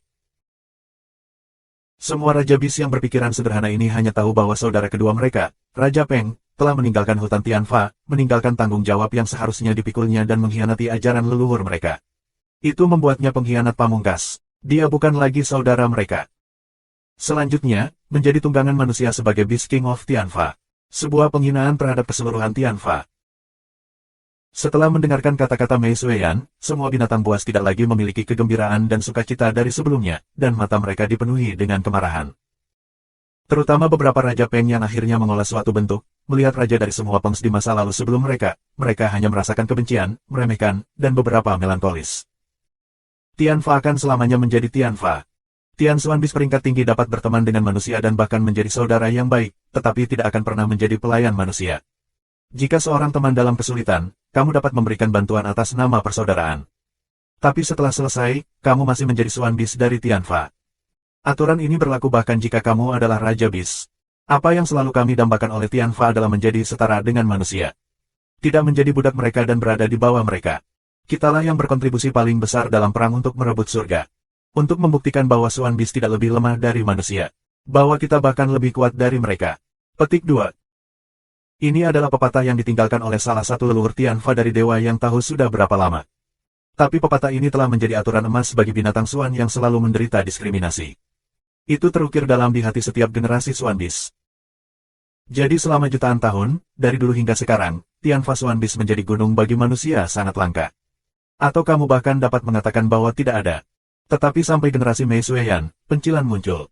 Raja Peng Tianfa dengan terang-terangan memecahkan tabu yang berbeda ini. Tidak hanya Raja Peng ini yang meninggalkan Tianfa sendirian, ia menjadi gunung manusia, tuan terbesar Yun Biechen.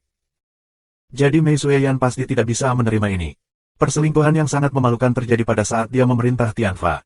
Dan ketika dia pergi ke latihan tertutup setelah terluka, Tianfa berada di bawah tuduhan sementara Raja Peng. Tetapi dia membuang tanggung jawab itu dan pergi untuk menjadi tunggangan bagi manusia. Tidak ada binatang buas Tianfa yang bisa menerima bahwa ketika Mei Sueyan sedang menyembuhkan di balik pintu tertutup, Raja Peng meninggalkan Tianfa. Seluruh Tianfa Forest memasuki periode terlemah dan paling suram sejak mendapatkan reputasinya. Banyak Beast Xuan berlevel tinggi bertemu kecelakaan selama periode ini dan mereka bahkan kehilangan beberapa Beast Kings. Tianfa hampir hanya memiliki reputasi belaka. Ini adalah sesuatu yang tidak bisa dipahami atau dimaafkan oleh Tian Fa Xuanbis. Apapun alasannya. Raja Peng berdiri gemetar di depan tembok besi Xuanbis ini, menghadapi kawan-kawan yang telah menjalani hidup dan mati bersama. Dia jelas merasakan perbedaan besar, diskriminasi yang tak terlukiskan. Mereka adalah saudara-saudara yang sedekat saudara-saudaranya sendiri, tetapi mereka memandangnya dengan kasar seolah-olah mereka sedang menembak belati. Bahkan 9 tingkat puncak terbang Xuanbis yang belum mengolah bentuk memiliki bulu mereka mengacak-acak, menatapnya dengan penuh permusuhan. Dia tahu dengan jelas bahwa itu adalah mode pertempuran mereka. Melihat pemandangan di depannya, dia tahu dengan jelas bahwa dia bisa lagi kembali ke grup ini. Dia tidak akan pernah bisa kembali. Tak pernah. Wajah Peng Qing berwarna abu-abu, dan terhuyung mundur, tubuhnya yang kekar tampak tak berdaya dan layu seperti daun di angin. Orang-orang dari Blizzard Silver City akhirnya mendekat. Orang pertama adalah Han Yan Yao, membawa 4 altar di tangannya. Karena dia meninggalkan puncak pedang, dia bekerja siang dan malam untuk membuat keempat altar ini dan menyembahnya. Tidak masalah jika keluarga Jun menang atau kalah dalam pertempuran hari ini, dia bersumpah untuk membawa keempat altar ini bersamanya. Jika Jun Family sayangnya kalah, dia akan memeluk keempat altar ini dan mati bersama Jun Wei. Jika keluarga Jun muncul sebagai pemenang, maka ia akan menawarkan darah keluarga Xiao ke keempat altar ini. Untuk membayar upeti kepada jiwa-jiwa pemberani yang pantang menyerah itu. Hanya ada 2 hasil, tetapi dia membuat keduanya menjadi satu. Ayah, Ibu. Han Yan Meng berteriak riang, berlari ke pelukan Sue Suangking. Sue Suangking memeluk putri bungsunya, yang belum pernah dilihatnya dalam waktu lama, menangis karena bahagia. Gadis yang baik, Menger. Bayiku yang berharga, aku akhirnya melihatmu. Sue Suangking memeluk putrinya, dengan cermat mengamati wajahnya, berusaha melihat apakah putrinya menderita selama dia menghabiskan waktu berkeliaran di luar. Demi anak perempuan yang hilang ini, Sue Suangking patah hati, merindukannya kembali selama beberapa bulan terakhir. Sekarang setelah putrinya akhirnya kembali dengan selamat, tentu saja dia perlu memperhatikan dan memanjakannya dengan saksama. Tapi tanpa disangka-sangka, putri bungsu ini tidak kehilangan berat badan atau menjadi kecoklatan, tetapi tampaknya menambah berat badan. Ada warna yang sehat dan kemerahan di pipi di wajahnya yang cantik, dan pada gilirannya, bahkan ada sedikit rasa malu yang tidak pernah ada. Sifat malu, Sue Suangking terkejut. Tepat pada saat ini, Han Yan Meng berbisik ke telinga ibunya. Ibu, lihat. Orang itu adalah Jun Moxie. Hehe, aku sudah tinggal di rumahnya beberapa bulan terakhir. Orang ini benar-benar menyebalkan, dia adalah keponakan Jun Wei, jadi dia seharusnya memanggilku bibi, tetapi dia menipu aku untuk bertaruh dengannya, memanggil aku bundiknya. Sangat menyebalkan. Petik 2. Sue Suangking menatap putrinya sambil merengek. Sementara dia mungkin mengucapkan kata-kata ketidakbahagiaan, matanya jelas senang dan bahkan sedikit malu. Kebahagiaannya yang bertepi dari hatinya tidak bisa disembunyikan. Sue Suangking tidak bisa menahan nafas tanpa daya. Keluarga Jun, apakah mereka benar-benar lubang tanpa akhir? Titik. Apakah aku benar-benar harus mengizinkan kedua putri aku ke dalamnya? Dan orang ini adalah keponakan Jun Wei. Di sisi lain, Dongfang Wenxin dan Jun Wei diselamatkan oleh Jun Moxie menggunakan energi rohnya, tetapi mereka masih tidak bisa menahan tangis. Wajah Jun Wei kembali dingin, tetapi 2 garis air mata di wajahnya tidak menunjukkan tanda-tanda berhenti. Han Yan Yao perlahan berjalan membawa altar, kesedihan di wajahnya. Rambutnya yang panjang terurai oleh angin yang bertiup. Bibirnya bergetar, ingin mengatakan sesuatu, tetapi dia tidak bisa mengucapkan sepatah kata pun. Dia berdiri memperhatikan Dongfang Wenxin yang menderita karena kesedihannya, lalu berlutut. Kakak ipar. Aku telah mengecewakanmu. Aku telah mengecewakan kalian semua. Akulah yang seharusnya mati. Mengapa aku masih hidup? Aku telah melibatkan mereka yang tidak bersalah, menyebabkan mereka yang seharusnya tidak mati untuk mati. Aku adalah penyebab utama dari semua kejahatan ini tetapi aku masih hidup dengan bebas di dunia ini. Aku yang harus mati. Petik 2. Dongfang Wenxin menghela nafas, dan menahan rengekannya, dia menyeka air matanya dan berkata, adik perempuan. Bangun dengan cepat. Bagaimana ini bisa menjadi kesalahanmu? Apakah kamu juga bukan korban? Kamu telah menderita selama bertahun-tahun. Petik 2. Suara Dongfang Wenxin bergetar, dan tepat setelah dia menyelesaikan kalimatnya, keduanya berpelukan erat dan mulai meraung keras. Setelah beberapa lama, di bawah bujuk rayu orang lain, apakah mereka akhirnya melepaskan satu sama lain? Han Yan Yao ditarik oleh Dongfang Wenxin, mereka berdiri berdampingan. Mata Jun Wei tidak pernah meninggalkan Han Yan Yao sejak kedatangannya, dan pada saat ini, mata mereka akhirnya bertemu. Itu adalah kontak yang sangat singkat, tetapi mereka dengan cepat mencari di tempat lain. Air mata menggenang di mata mereka. Dalam kontak singkat itulah mereka merasakan kesedihan dan penderitaan satu sama lain, dan rasa bersalah yang sangat tidak dapat dijelaskan. Pada saat itu, kedua hati mereka mulai terasa sakit seperti akan meledak dan robek. 10 tahun penuh perpisahan, 10 tahun penuh kerinduan untuk memotong tulang. 10 tahun penuh sudah cukup untuk peluang laut, dan apa yang kurang dari orang. Pasangan yang sangat mencintai akhirnya bertemu lagi setelah ribuan pertemuan berbahaya dan siksaan. Mereka akhirnya mencapai saat ini di mana mereka dipersatukan kembali. Tetapi mereka bahkan tidak berani saling menatap mata. Subscribe Penatua. Karena pihak lain memiliki begitu banyak kesedihan, mereka tidak tahan melihat. Dan mereka lebih takut bahwa jika mereka melirik lagi, jika tatapan mereka bertemu lagi, itu akan terjalin dengan cepat, erat, dan tidak akan pernah dipisahkan lagi. Junwuyi berjalan maju, tetapi melakukan yang terbaik untuk tidak melihat Han Yanyao. Tapi mata Han Yanyao terpaku di wajahnya, air mata seperti kristal yang perlahan berkedip di matanya. Junwuyi mengulurkan tangannya yang gemetar, mengambil keempat altar di tangannya. Seluruh tubuhnya bergetar seolah-olah dia mengalami kejang, dan memeluk altar, tiba-tiba dia menempelkannya ke wajahnya. Kakak kedua keponakanku, pembalasan berdarah keluarga Jun. Hari ini, kita akhirnya membalas dendam, dia tersedak, dan menggosok wajahnya ke altar-altar itu. Dia merasa seperti kembali ke belakang ketika dia hanyalah seorang anak kecil, perasaan hangat dan nyaman digendong di tangan saudara-saudaranya. Tiba-tiba, tanah bersalju mulai bergerak tanpa suara, dan sebuah meja persembahan muncul. Itu Jun Mosie memanfaatkan keterampilan suannya, menggunakan kekuatan bumi untuk membuat meja persembahan. Dia menempatkan keempat altar dengan rapi di atasnya. Biarkan semua dari keluarga Xiao berlutut di sini. Menyembah roh-roh terhormat, kotal 9 kali. Jun Mosie memerintah dengan kasar. Dalam sekejap, semua yang ada di keluarga Dongfang berangkat. Masing-masing orang meraih kepala keluarga Xiao, dengan keras menekan kepala mereka ke bawah dan membuat mereka bersujud. Beberapa orang berjuang dengan marah, tetapi ditampar dengan keras, gigi dan darah mereka terbang keluar, dan masih ditekan. Setiap orang dari mereka bersujud setidaknya 9 kali. Xiao Xingyun, kamu adalah tetua tertua dari keluarga Xiao, dan orang pertama dari keluarga. Kamu telah melakukan tindakan keji, melakukan kejahatan jahat, dan membunuh para pahlawan. Dosa-dosa kamu tidak termaafkan. Kamu perlu tahu bahwa seluruh keluarga Xiao hancur karena kamu, dan mereka semua akan mati tanpa keturunan karena kamu dan binasa dari dunia. Hari ini, aku akan membiarkanmu menyaksikan semua keturunan keluarga Xiao mati di depan matamu. Semua dari mereka tidak akan pernah kembali lagi selamanya. Petik 2. Jun Mosie memelototinya, dan mengangkat tangannya. Dia memerintahkan, pukul setiap anggota keluarga Xiao di meja altar. Tinggalkan bajingan Xiao Xingyun terakhir. Aku ingin menenggelamkannya menggunakan darah keluarganya. Petik 2. Tunggu. Teriak Yun Biechen, berbalik ke Jun Mosie katanya. Tuan muda ketiga Jun, sementara keluarga Xiao dan keluarga Jun berseteru, sekarang keluarga Xiao benar-benar tidak mampu melakukan apapun tanpa kekuatan untuk melakukan perlawanan, kamu bisa membunuh mereka dengan cepat. Mengapa kamu harus menggunakan metode kejam mengambil nyawa mereka? Petik 2. Yun Biechen, hahaha, aku sudah lama mencarimu. Jun Mosie terkekeh. Kepala 8 master besar yang misterius, Yun Biechen, hahaha. Kamu keluar dari gunung atas nama keluarga Xiao untuk menyaksikan keluarga Dongfang mengucapkan sumpah itu. Sekarang, sumpah telah dilanggar, apakah kamu menyaksikannya juga? Petik 2. Yun Biechen mengambil napas dalam-dalam dan berkata, ya, runtuhnya puncak pedang yang tertutup salju dan mengusir semua binatang suan dari Tianfa. Aku telah menyaksikannya. Secara alami keluarga Dongfang dapat kembali, tetapi jika mereka ingin terus membunuh dengan berani. Karena sumpah itu rusak, kamu masih keberatan. Apakah kamu memiliki hak untuk berbicara di sini? Jun Mosie menatapnya dengan dingin, memotongnya.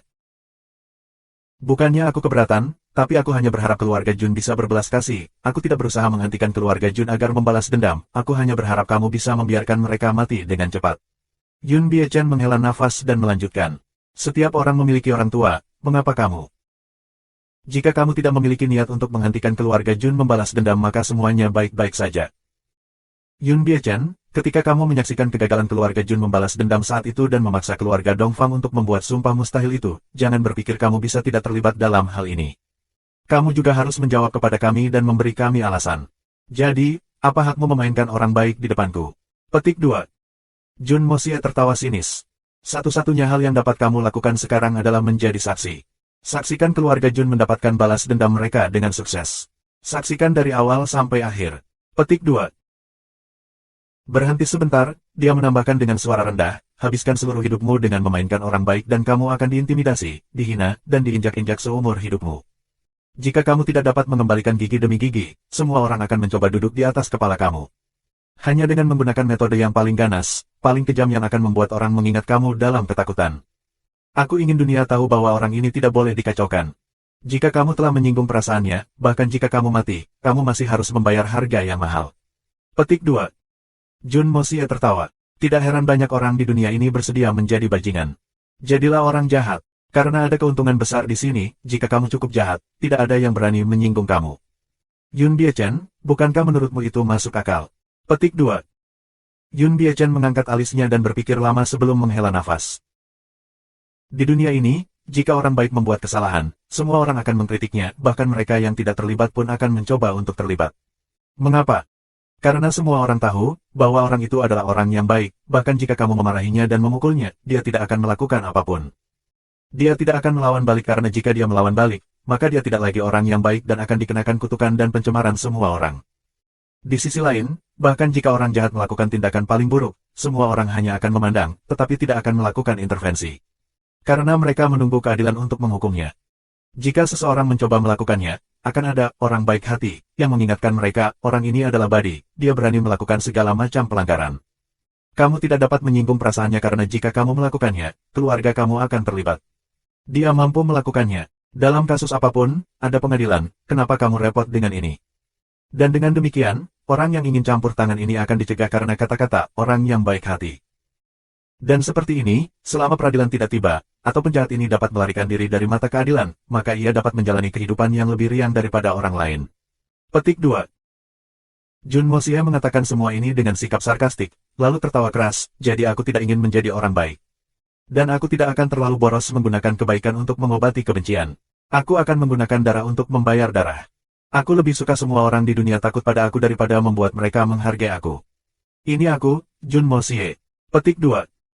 Menyelesaikan kalimat ini, dia berteriak, mulai eksekusi.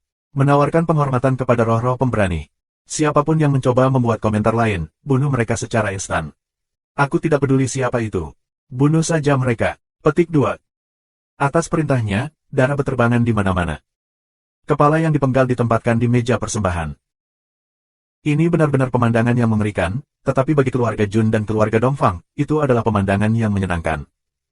Mereka akhirnya membalas dendam. Setelah Xiao Xingyun tenggelam dalam darah, semua anggota keluarga Jun berlutut di tanah dan bersujud 3 kali ke altar Jun Wuhui dan yang lainnya. Salju tebal turun dan angin menderu melintasi langit.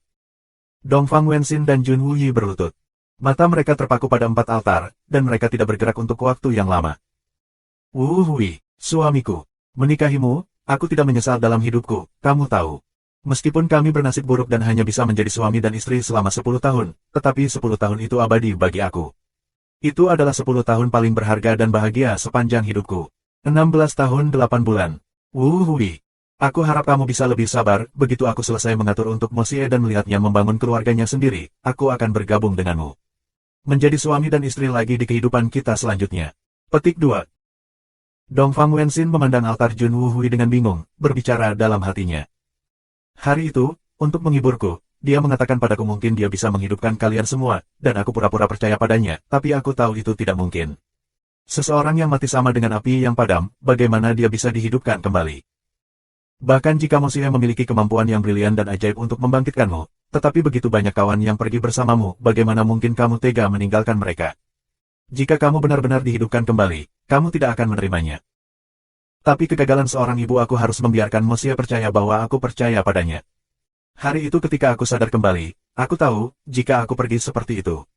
Anak kita, dia akan hancur. Mosie, putra kita, dia telah menderita. Di bawah penampilan yang egois, bagian luar yang tidak dapat disembunyikan itu menyembunyikan hati yang rapuh.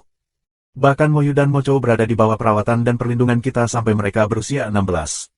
Hanya Mosie, dia baru berusia 6 tahun ketika dia kehilangan ayahnya, ibu. Ayahnya meninggal dan ibunya tertidur lelap. Kami benar-benar berutang anak-anak kita terlalu banyak. Aku harus melihat Mosie membangun keluarganya, melihat keturunannya tumbuh sebelum aku yakin untuk pergi dan bergabung denganmu di bawah ini. Karena aku harus merawat putra terakhir kita dengan baik. Petik 2. Moyu, Mochou, ibu merindukan kalian berdua juga. Aku benar-benar melakukannya. Mochou telah nakal sejak muda, kamu harus merawat saudara kamu dengan baik dan menghentikannya dari masalah. Berbakti kepada ayah dan paman kamu, dan setiap tahun, musim semi, musim panas, musim gugur, musim dingin, ibu akan membuat pakaian baru untuk kamu, memasak hidangan favorit kamu dan mengirimkannya kepada kamu. Jika kamu merindukan ibu, datanglah ke dalam mimpiku dan bersatu kembali dengan aku di sana. Biarkan ibu melihat kamu berdua dengan baik. Ibu benar-benar ingin melihat kalian bermain-main lagi. Kamu berdua akan selalu menjadi putra aku di hati aku, dua bocah nakal itu. Jika ada berikutnya hidup, aku akan tetap ingin menjadi ibumu dan menebusmu semua yang telah hilang dalam hidup ini. Petik 2. Dongfang Wenxin terus berlutut dengan tenang, berbicara dengan tenang di dalam hatinya bersama suami dan putranya yang telah pergi. Salju tebal turun di tubuhnya, terakumulasi menjadi lapisan tipis putih, tetapi dia tidak bergerak sedikit pun, membiarkan kesedihan termenung itu melewati gerbang neraka, menyampaikan semua kerinduan dan emosinya kepada suami dan putranya yang sedang tidur abadi. Jun Wui berlutut lurus, seperti patung, dan di sampingnya adalah Han Yan Yao. Meskipun simpul ini telah dibatalkan, dia masih tidak tahu bagaimana menghadapinya. Melihat kakak iparnya yang janda dan altar dari dua generasi keluarga Jun, hatinya terasa seperti terkoyak tanpa ampun. Apa yang harus aku lakukan? Apa yang harus aku lakukan? Surga, tolong beritahu aku, apa yang harus aku lakukan? Han Yan Yao, yang berlutut di sampingnya, saat ini sedang mengalami emosi yang sama. Keduanya bingung apa yang harus dilakukan. Subscribe Penatua.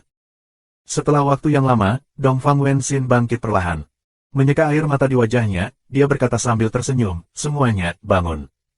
Aku berterima kasih kepada semua orang atas nama suami aku, paman kedua, dan putra-putranya, dingin dan dingin, jadi berhati-hatilah untuk tidak masuk angin.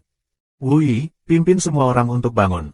Kami datang untuk mencapai dua hal, balas dendam kami telah selesai, jadi sekarang saatnya untuk melihat kepernikahan kamu dengan suster mertua. Kamu dapat pergi dan memberitahu Guru Han, bahwa Yan Yao kembali untuk mengadakan upacara pernikahan yang tertunda di keluarga Jun. Mulai sekarang, kamu berdua harus saling mencintai dan merawat, menjaga anak-anak kamu dan menjadi tua bersama. Ini adalah apa yang aku dan ayah mertua, serta Wu Hui, Wu Meng harapkan untuk dilihat. Petik 2. Jun Wui melompat, mengangkat kepalanya dengan cepat. Ipar, aku. Ini pesananku dan aku mewakili keluarga Jun sekarang, yang juga mewakili kakakmu. Apakah kamu keberatan? Apakah kamu berani tidak patuh? Petik 2. Dongfang Wenxin tidak memberinya kesempatan untuk berbicara, melanjutkan. Harapan terbesar kakakmu dalam hidupnya adalah untuk menyaksikanmu tumbuh menjadi pahlawan yang hebat, membangun keluarga sendiri, dan bahagia. Apakah kamu ingin tidak membiarkan jiwanya beristirahat dengan tenang bahkan di surga? Petik 2. Jun Wui tertegun. Dia tetap tertegun untuk sementara waktu, sebelum dengan kasar bersujud ke lantai. Dia merintih, kakak, dan tiba-tiba mulai menangis dengan sedih di lantai lagi.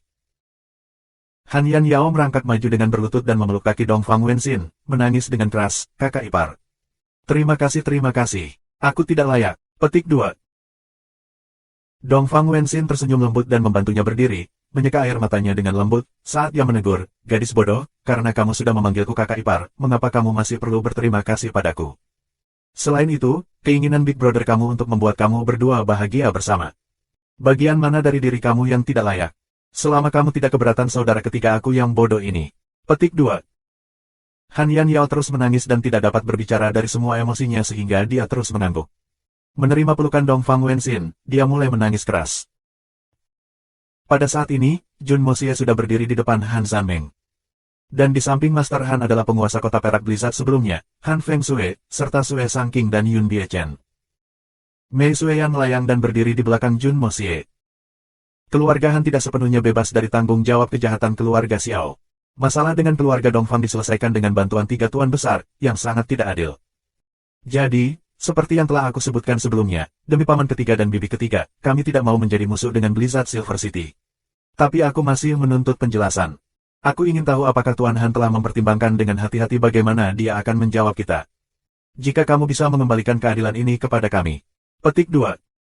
Jun Moxie berkata lugas. Blizzard Silver City. Haha, apa Blizzard Silver City ada sekarang? Wajah Han Feng Shui penuh dengan kesedihan dan kehancuran, melihat puing-puing yang tersisa dari Blizzard Silver City. Dia zonasi untuk sementara waktu sebelum berbalik untuk melihat Jun Moxie. Karena Han Zanmeng kembali hari itu, dia menyampaikan permintaan tuan muda ketiga kepada aku. Aku berpikir sangat lama, dan keluarga Han memang berutang keadilan keluarga Jun, jadi tentu saja kami harus memberi kamu jawaban. Petik 2. Jenggot putih Han Feng Shui terbang tertiup angin, tetapi suaranya berat. Blizzard Silver City telah diturunkan dari generasi ke generasi, tetapi pada generasi ini, Zanmeng tidak memiliki putra dan hanya 2 putri, sehingga dapat dikatakan bahwa kita tidak memiliki keturunan. Tapi Blizzard Silver City tidak bisa binasa seperti ini. Jadi aku sudah memutuskan, setelah Yan Yao dan Jun Wuyi menikah, keturunan mereka akan menjadi orang yang melanjutkan Blizzard Silver City. Dengan begitu, Blizzard Silver City memiliki seseorang untuk mewarisinya dan kami juga akan menjawab kepada keluarga Jun. Apakah kamu akan puas dengan pengaturan ini? Petik 2. Han Feng Shui memiliki ekspresi yang tragis saat dia mengatakan ini. Tidak peduli seberapa kuat keluarga Jun itu atau seberapa kejamnya mereka, Blizzard Silver City akan selalu memiliki Han sebagai nama keluarga mereka. Ini adalah fakta bahwa tidak ada yang bisa merebut dengan paksa. Tidak peduli betapa menyedihkannya kota itu sekarang, itu tetap menjadi pendirian keluarga mereka sendiri. Tetapi dengan membiarkan putra Jun Wuyi untuk mewarisinya, itu berarti bahwa mereka menyetujui Blizzard Silver menjadi bagian dari keluarga Jun sebagai gantinya. Itu berarti seluruh Blizzard Silver City diserahkan kepada keluarga Jun di piring perak. Cara yang hebat dan berat untuk memberikan jawaban itu di luar harapan Jun Moxie. Jun Moxie tidak mengharapkan hal seperti ini, dan masalahnya melibatkan Jun Wuyi, sebagai junior, tidak peduli sekuat apapun, dia tidak bisa membuat keputusan secara impulsif. Jadi dia dengan cepat pergi untuk berdiskusi dengan Dongfang Wenxin dan yang lainnya. Setelah mendengar ini, Dongfang Wenxin dengan cepat bertukar beberapa pendapat dengan Jun Wuyi sebelum membuat keputusan akhir. Tuan-tuan sangat lurus, keluarga Jun sangat berterima kasih dan merasa terhormat. Aku telah berdiskusi dengan saudara ketiga sebelumnya dan kami telah memutuskan untuk menerima harapan baik kamu. Setelah Wuyi dan Yan Yao menikah, jika mereka memiliki satu putra, ia akan mengambil Jun sebagai nama keluarganya dan mewarisi Blizzard Silver City. Tetapi jika ada dua putra, putra kedua akan mengambil Han sebagai nama belakangnya dan mewarisi Blizzard Silver City. Aku ingin tahu apa yang dipikirkan Pak Tua Han tentang pengaturan ini. Petik 2. Dongfang Wenxin tersenyum dan berkata. Han Feng Shui membuka matanya karena terkejut dan menatap Dongfang Wenxin dengan gembira. Apakah ini nyata? Dia adalah pahlawan pada masanya, tetapi penyesalan terbesarnya tidak memiliki cucu laki-laki yang bisa mewarisi Blizzard Silver City. Di jantung lelaki tua ini, sama berharganya dengan cucunya, dia akhirnya harus dinikahkan dan menjadi bagian dari keluarga orang lain. Bahkan menyerahkan warisan Blizzard Silver City ke keluarga Jun adalah tindakan penghinaan. Tapi ini memastikan masa depan Blizzard Silver City, setelah Han Yan Yao menikah dengan Jun Wuyi, setengah dari darah anak mereka masih dari keluarga Han. Dia tidak bisa menahan perasaan senang ketika mendengar saran dari Dongfang Wenxin ini. Dengan kultivasinya Xuan, dia seharusnya tidak begitu gelisah. Namun mendengar kabar baik tentang memiliki keturunan sudah cukup untuk membuatnya kehilangan ketenangan. Semakin tua seseorang, semakin banyak keturunan yang dia harapkan. Ini mungkin penyakit yang dimiliki semua orang tua di dunia. Tentu saja itu benar. Kami sudah memiliki hubungan keluarga, dan bagaimanapun juga itu adalah anak Wuyi dan Yan Yao. Apakah nama keluarga, Jun, atau Han bahkan penting? Seberapa besar perbedaannya? Dongfang Wenxin berkata sambil tersenyum. Dongfang Wenxin bersikap terlalu dermawan dalam cara dia mengatakan ini. Kecuali kamu menikah dengan keluarga istri kamu, anak itu selalu mengikuti nama ayah. Tidak ada logika untuk mengikuti nama ibu, terlepas dari seberapa kuat dan berpengaruh latar belakang keluarga ibu itu. Membuat keputusan membuat wajah keluarga Han banyak. Selain itu membuat Han Yan Yao merasa sedikit lebih baik. Dan ini akan membantu untuk menyelesaikan lebih lanjut dendam antara kedua keluarga. Han Feng Shui sangat terkejut. Tidak buruk, katanya, menggosok tangannya, jelas agak terlalu bersemangat. Dia membujuk, Yaur, hari ini kamu mendapatkan apa yang selalu kamu harapkan, kamu harus bekerja keras dan bergegas memberi aku beberapa cicit. Hahaha. Semua orang tertawa dan Han Yan Yao langsung memerah. Dia menundukkan kepalanya karena malu. Di depan begitu banyak orang.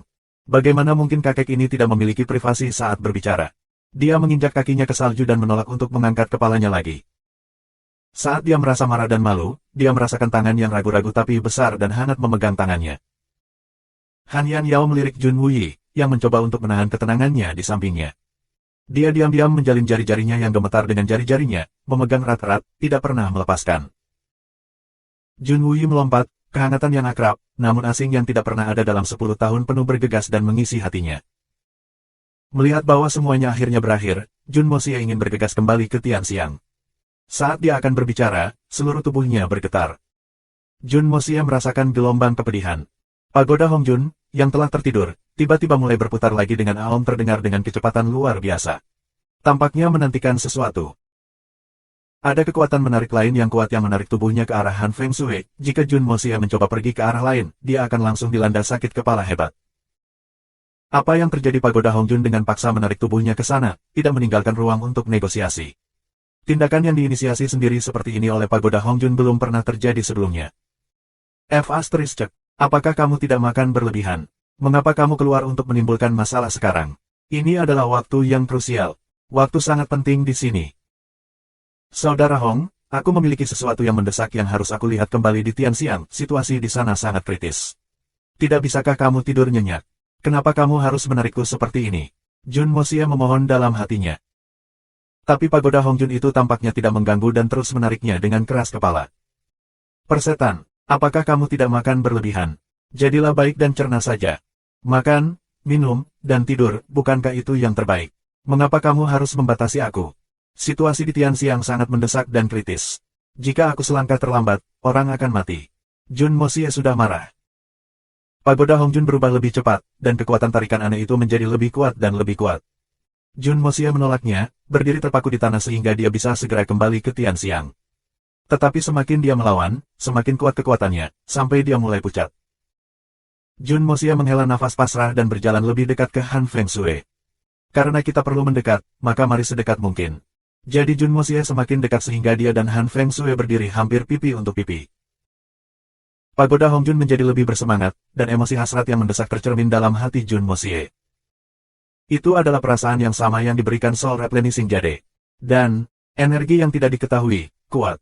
Jun Moxie bisa merasakannya dengan jelas. Karena aura ini sedikit lemah dari Han Fengshui, bisa dirasakan bahwa itu bukan yang dia alami.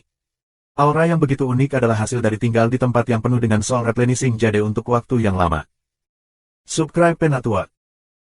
Tempat di mana Han Fengshui tinggal dalam waktu yang lama tampaknya memiliki banyak sesuatu yang tampak seperti jade pengisian jiwa. Dan itu jauh lebih besar dan lebih dari beberapa potong jiwa pengganti jiwa yang keluarga Xiao telah kombinasikan bersama. Setelah memusnahkan seluruh keluarga Xiao, Jun Moxie telah diam-diam mengambil jiwa pengganti jiwa dari kepemilikan Xiao Xingyun.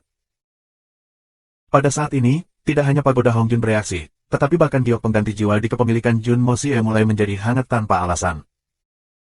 Han Fengshui tersandung kembali dengan kaget, melihat pemuda yang muncul di wajahnya tiba-tiba karena terkejut. Setelah melihat ekspresi serakah, agak bejat pada wajah anak itu, dia mengerutkan kening dan berkata dengan waspada, apa yang kamu inginkan? Bukankah orang ini sudah memiliki beberapa belahan jiwa? Kenapa dia melihatku seperti ini? Aku mungkin tidak terlihat benar-benar tua, tetapi aku adalah orang tua yang solid dari ujung kepala sampai ujung kaki. Apa niatnya? Aku tidak punya niat apapun, aku hanya mengagumi kultivasi luar biasa yang dimiliki Tuan Han. Jun Moxie tersenyum. Menderita pukulan ombak Pagoda Hongjun di kepalanya, menggunakan semua kekuatannya untuk mencegah dirinya kehilangan kontrol diri. Dia sangat terkejut, objek magis apa yang akan membuat harta surgawi seperti Pagoda Hongjun begitu haus dengan keinginan. Ini terlalu aneh. Apakah ada rahasia misterius lain di pegunungan bersalju besar ini? Tiba-tiba, sebuah kenangan dari hari dia menyusup ke bawah tanah Blizzard Silver City melintas di benaknya. Daerah di mana dia mengalami perlawanan ketika dia mencoba melewatinya. Mungkinkah itu ada di sana? Jun Moxie tanpa sadar mulai menyeringai jahat, membelai dagunya. Apa yang ada di sana untuk dikagumi? Kamu berada pada tingkat kultivasi yang lebih tinggi daripada aku saat ini. Apakah kamu memuji aku atau menghina aku? Han Fengshui bahkan lebih waspada sekarang. Apakah orang ini tahu cara berbicara? Adakah yang memuji orang lain seperti kamu? Semakin dia melihat, semakin dia merasa seperti orang ini menyembunyikan semacam niat buruk. Apakah Blizzard Silver City menghilang? Bukankah masih ada di sana? Haha, bukankah mudah untuk membangunnya kembali? Jun Moxie tertawa, menggosok dagunya. Han Fengshui berpura-pura tidak mendengar satu hal pun, menganggapnya seolah orang ini baru saja melepaskan kentut. Bahkan jika itu kentut, kamu masih bisa mendengar suara dan mencium baunya. Tapi kata-kata orang ini hanya sarkasme murni. Butuh waktu 4 generasi untuk berkembang ke skala Blizzard Silver City. Bagaimana membangun kembali itu menjadi sesuatu yang mudah? Orang ini sebenarnya mengatakan itu akan mudah. Mungkin lebih mudah bagi kamu untuk tersedak sarkasme kamu sendiri. Han Fengshui sangat tidak senang. Jika bukan karena mereka baru saja meningkatkan hubungan dengan keluarga Jun, membuatnya tidak nyaman untuk mengambil tindakan, dia benar-benar ingin mendisiplinkan orang ini di tempat. Meskipun sepertinya aku tidak bisa memenangkannya. Tapi orang ini sepertinya dia mungkin tidak berani melawan. Sebenarnya, insiden seperti Blizzard Silver City runtuh benar-benar kehendak surga. Persis seperti kata pepatah, surga menyaksikan tindakan laki-laki. Sebuah insiden sebesar ini, jika surga mempermainkan kita, manusia mana yang bisa melakukannya? Jun Moxie membuat komentar lain yang menyebabkan wajah Tuan Han berubah menjadi lebih gelap. Orang tua itu marah, dan merendahkan suaranya, dia berkata, "Ya Tuhan. Apa-apaan? Meskipun aku tidak tahu metode apa yang kamu gunakan untuk menyebabkan Sword Peak runtuh, jika Sword Peak tidak runtuh, akankah seluruh Blizzard Silver City terlibat dan berubah menjadi kota yang hancur? Jelas kamu adalah penyebab utama di balik semua ini, tetapi kamu berani berbicara kepada aku tentang kehendak surga. Apa yang dipermainkan surga? Bertindak tidak bersalah seperti ini, mungkin aku harus mengunjungi keluarga Jun dan meminta penjelasan dari kakekmu." Petik 2. Tidakkah kamu membuat kami gila ketika kamu menuntut penjelasan dari keluarga Han? Sekarang kita semua mertua, aku akan pergi dan mencari kakekmu. Aku mungkin tidak bisa mendisiplinkan kamu, tetapi pasti ada orang lain yang bisa. Didikan Tuan Tua Han, aku tidak punya niat buruk. Dengarkan aku, kamu akan mengerti. Jun Mosie memasang ekspresi penjual dan berkata dengan menggoda, "Lihat, seluruh Blizzard Silver City selalu berada di bawah keluarga Han dan Xiao. Tapi keluarga Xiao memberontak, meskipun mereka telah musnah, Blizzard Silver City dipenuhi dengan sisa-sisa mereka. Mungkin surga terganggu, jadi dia melepaskan gempa bumi, membiarkan Blizzard Silver City yang penuh dengan aura keji keluarga Xiao runtuh. Itu adalah hal yang baik, karena hal-hal baru tidak dapat datang jika yang lama tidak pergi. Ketika aku mengatakannya begini, kamu pasti akan mengerti, kan?" Petik 2.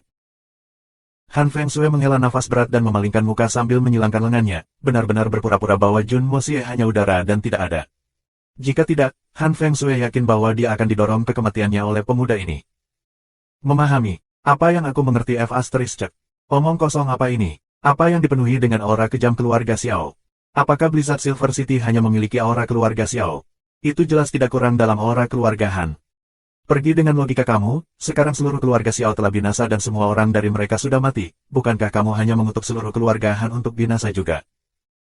Aku orang yang murah hati, aku tidak bisa diganggu untuk marah kepada kamu. Seperti yang diharapkan, mulutmu tidak mampu mengatakan sesuatu yang layak." Di sisi lain, Sue Suang King, Dongfang Wenxin, dan Jun Wuyi mencapai kesepakatan. Semakin banyak Sue Suang King memandang Jun Wuyi, semakin dia merasa senang dan puas. Tapi tatapannya berhasil membuat Jenderal Darah ini menjadi merah seluruhnya karena malu. Semakin ibu mertua memandang menantunya, semakin tertarik dia. Sekarang setelah semua masalah diselesaikan, suasana hati Sue Suang King kembali ke keadaan yang menyenangkan. Siapa yang peduli jika Blizzard Silver City hilang? Tidak seperti itu tidak dapat dibangun kembali. Yang paling penting adalah, keluarga Xiao tidak ada lagi. Itu adalah hal yang paling menyenangkan. Jadi tentu saja sudah waktunya untuk mempertimbangkan tentang kebahagiaan putrinya. Sue Suang King diam-diam menyenggol lengan Han Zanmeng dan berbisik, "Tidak heran Yao menyeramkannya, Jun Wuyi ini benar-benar jauh lebih baik daripada itu Xiao Han. Baik itu dalam hal penampilan atau karakter, perilaku dan sikap, dia jauh lebih baik daripada Xiao Han dengan banyak lipatan. Dan keterampilan suannya tidak biasa, tetapi aku tidak dapat menentukan kedalamannya. Benar-benar penemuan langka antara langit dan bumi." Petik 2. Han Zanmeng mengangguk diam-diam, dari sorot matanya, jelas bahwa dia sangat puas, dia akhirnya mengumpulkan salah satu kekhawatiran terbesarnya. Tidak ada lagi hambatan dalam pernikahan putri sulungnya dan dia akhirnya bisa mendapatkan apa yang diinginkannya. Bahkan keluarga Xiao yang pengkhianat telah diberantas, meskipun Blizzard Silver City telah runtuh bersama dengan keluarga Xiao. Tapi secara keseluruhan, itu masih hal yang baik. Setidaknya mereka tidak perlu khawatir tentang masa lalu, dan menantu ini terlihat sangat andal. Ini Nyonya Jun, meskipun Sue Suang King adalah seorang tetua untuk Dongfang Wenxin dalam hal senioritas, tetapi Jun Wuyi dan Han Yang Yao belum menikah, jadi dia agak malu untuk memanggilnya langsung sebagai saudara perempuan. Hukum. Terlebih lagi bahwa mereka tidak berjauhan dalam hal usia mereka, dan putri bungsunya tampaknya tertarik pada putranya. Ini terlalu rumit untuk dijabarkan. Jadi Sue Suang King tidak tahu bentuk alamat apa yang harus dia gunakan dan hanya merasa seolah-olah otaknya diikat menjadi simbol. Setelah memeras otaknya untuk waktu yang lama, dia memutuskan untuk memanggilnya Lady Jun. "Apa yang bisa aku lakukan untuk Nyonya Han?" Dongfang Wenxin juga merasakan konflik yang sama mengenai apa yang harus ditujukan pada Sue Suang King, jadi dia mengikuti cara yang sama dengan Sue Suang King yang menanganinya. Ada masalah?" Sue Suang King memandangi putri bungsunya dan mendesah pasrah, sebelum melanjutkan. "Ada masalah yang aku khawatirkan, aku perlu Lady Jun untuk membantu membuat keputusan." Melihat ekspresinya, Dongfang Wenxin kurang lebih bisa menebak tentang apa itu. "Bicaralah, Nyonya Han." Sue Suang King pertama-tama menghela nafas sebelum berbicara. "Sebenarnya ini hanya masalah kecil mengenai anak-anak, tetapi mereka benar-benar membuat aku sakit kepala selama bertahun-tahun karena keputusan yang buruk yang dibuat oleh kami orang tua. Yaur menderita selama 10 tahun penuh. Aku juga akhirnya menjadi lebih berpikiran jernih, dan aku merasa harus menyerahkan kebahagiaan putri aku kepada diri mereka sendiri. Sebagai orang tua, kita benar-benar tidak berdaya, selama mereka merasa bahagia, itu lebih besar dari apapun. Lebih baik daripada khawatir tanpa henti siang dan malam tapi tetap tidak bisa berbuat apa-apa, kita mungkin juga melepaskan dan membiarkannya dilakukan sesuai dengan keinginan mereka. Petik 2. Ya, orang tidak akan pernah mengerti celaka menjadi orang tua sampai mereka menjadi orang tua sendiri. Anak-anak ini benar-benar membutuhkan banyak upaya dari kita. Dongfang Wenxin mengangguk setuju, menghela nafas panjang sebelum melanjutkan dengan banyak kepuasan. Untungnya Mosie kita selalu menjadi anak yang jujur, dia sangat patuh dan berperilaku baik sejak muda, selalu menuruti apa yang diperintahkan kepadanya, menyelamatkan aku dari banyak kekhawatiran. Petik 2. Tiba-tiba Jun Wuyi yang ada di sampingnya mengeluarkan apaf. Dia berbalik dengan cepat dengan ekspresi aneh, seolah-olah dia menderita cedera internal karena menekan dirinya sendiri. Apa? Jujur, berperilaku baik, taat, menghemat kamu dari kekhawatiran. Bukannya kata-kata ini tidak bisa diucapkan, tapi bagaimana bisa kata-kata indah seperti itu digunakan untuk menggambarkan anak nakal seperti Jun Mosie? Jika kamu tahu omong kosong macam apa yang telah dilakukan putra kamu selama ini, aku bisa berjanji bahwa wajah kamu akan berubah menjadi hijau karena marah. Aku benar-benar harus mengasihani semua orang tua di dunia, demi memuji anak mereka sendiri, mereka tidak takut untuk mengatakan apapun. Bahkan seorang wanita yang lembut dan ramah seperti saudara ipar pun tahu bagaimana berbicara secara membabi buta sekarang, ini benar-benar tidak mudah. Bukan itu masalahnya. Selama anak-anak patuh, akan jauh lebih mudah bagi kita orang tua. Aku benar-benar iri kepada kamu, untuk memiliki putra yang cakap yang begitu patuh. Sue Suangting berbohong ketika dia membuat kalimat ini. Mengincar Jun Mosie, yang berperilaku seolah-olah dia adalah top dunia dan membawa aura bajingan dan penjahat. Tidak peduli bagaimana dia terlihat, dia tidak bisa melihat di mana jujur, patuh, berperilaku baik, anak Dongfang Wenxin bicarakan adalah. Sepertinya orang ini membawa suasana yang tidak dapat dijangkau dari ujung rambut sampai ujung kaki. Apapun, yang ibu tidak akan memilih hal-hal yang lebih baik untuk dikatakan ketika memuji putranya. Hari ini, Yaor akhirnya mendapatkan keinginannya dan telah menemukan mitra yang dapat diandalkan selama sisa hidupnya. Kami berdua akhirnya menaruh kekhawatiran besar pada kami. Sue Suangking melanjutkan dengan terbata-bata. Tapi putri bungsuku ini memberiku sakit kepala yang lebih besar. Mengerti tajam dan cerdas, berperilaku baik, dipuja oleh semua orang, dan cantik seperti peri. Mengapa dia membuat kamu sakit kepala? Dongfang Wenxin pura-pura terlihat terkejut. Anak aku sekarang menjadi harta yang berharga. Jika putri kamu menginginkan bagiannya, kamu harus menjadi orang yang datang untuk bertanya. Bagaimanapun, aku tidak akan menjadi orang yang memprakarsai itu.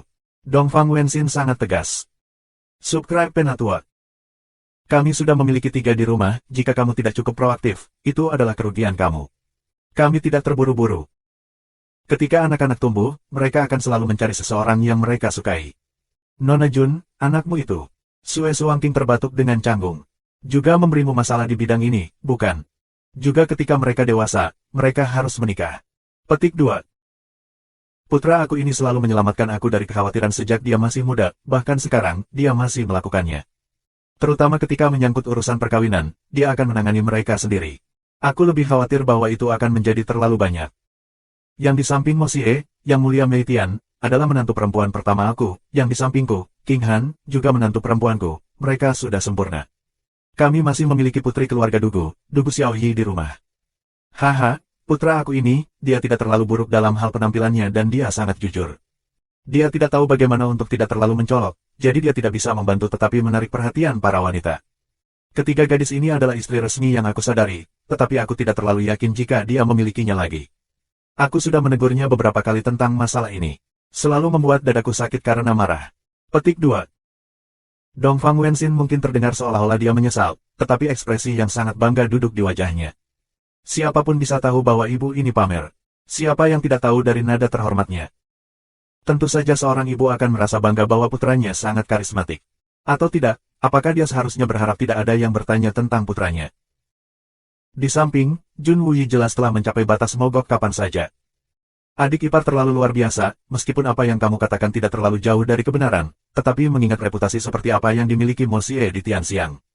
Ini, sudah terlalu jauh. Sue Suangking merasakan ujung mulutnya berkedut. Apakah kamu meratapi putra kamu? Mengapa itu terdengar seperti kamu sangat bangga akan hal itu? Melihat Mei Sueyan dan King Han, mereka berdua sepertinya tidak lebih rendah dari putriku. Dan ada satu lagi di rumah. Dan kemungkinan bahwa mungkin ada lebih dari 3 ini. Apa yang harus dia lakukan? Sudah ada 3. Dan status mereka tidak rendah, ambil saja Yang Mulia Mei, misalnya. Dia sendiri adalah seseorang yang Blizzard Silver City tidak bisa sentuh. Apakah dia benar-benar harus menikahi putrinya untuk menjadi selirnya? Itu tidak bisa diterima. Sama seperti Sue Sang King yang tenggelam dalam pikirannya, Dongfang Wenxin melanjutkan, jadi dengan begitu banyak menantu perempuan, itu benar-benar meresahkan karena ini masalah siapa yang menjadi istri pertama resmi. Semua orang berasal dari keluarga terkemuka dan mereka juga berstatus tinggi. Terutama Mei Yan, yang merupakan tuan dari satu generasi. Apapun itu, tidak ada logika untuk membuat siapapun dari mereka menjadi nyonya. Petik 2. Ya, itu benar sekali. Sue Suang King langsung setuju. Aku sangat kesal sehingga beberapa rambut menjadi abu-abu. Tetapi akhirnya aku memikirkan solusi. Petik 2. Dongfang Wenxin menurunkan suaranya secara misterius, artinya, untuk tidak membuat perbedaan dalam hal status atau posisi mereka. Semua akan menjadi saudara perempuan dalam hal usia mereka. Bukankah itu hebat? Seperti ini, perbedaan sudah dibuat dan semua orang menjadi lebih dekat, sehingga yang lainnya menjadi lebih mudah untuk diselesaikan. Tidak akan ada masalah bahkan jika ada lebih banyak istri.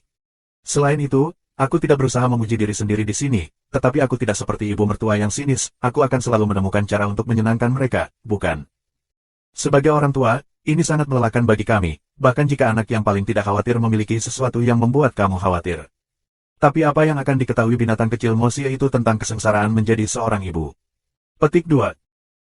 Dongfang Wenxin telah menurunkan suaranya, jadi Sue Suang King juga mengikuti dan membungkam suaranya.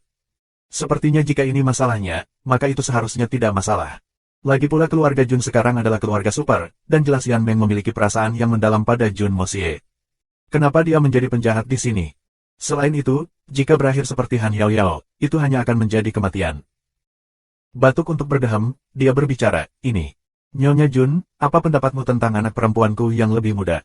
Sue Suang King akhirnya langsung ke titik setelah berputar-putar. Apakah dia layak untuk putramu? Ini. Tentu saja aku mengagumi Meng, tapi jika Yao ingin menikahi Wu Yi adalah paman darah Mosie. Senioritas akan kacau. Dongfang Wenxin pura-pura terkejut. Masalah apa yang bisa diajukan senioritas? Dunia pugilistik penuh dengan senioritas yang kacau. Sue Suang King tertawa gugup. Jika itu masalahnya, maka kamu dapat menyerahkan masalah ini kepadaku. Kita harus membiarkan mereka mendapatkan keinginan mereka. Aku benar-benar terlalu berhati lembut. Aku tidak tahan melihat anak-anak menderita. Dongfang Wenxin percaya diri. Mereka sudah saling memanggil, istri kecil, nyonya, bagaimana dia bisa salah paham. Selain itu, semakin banyak menantu perempuan, semakin banyak cucu.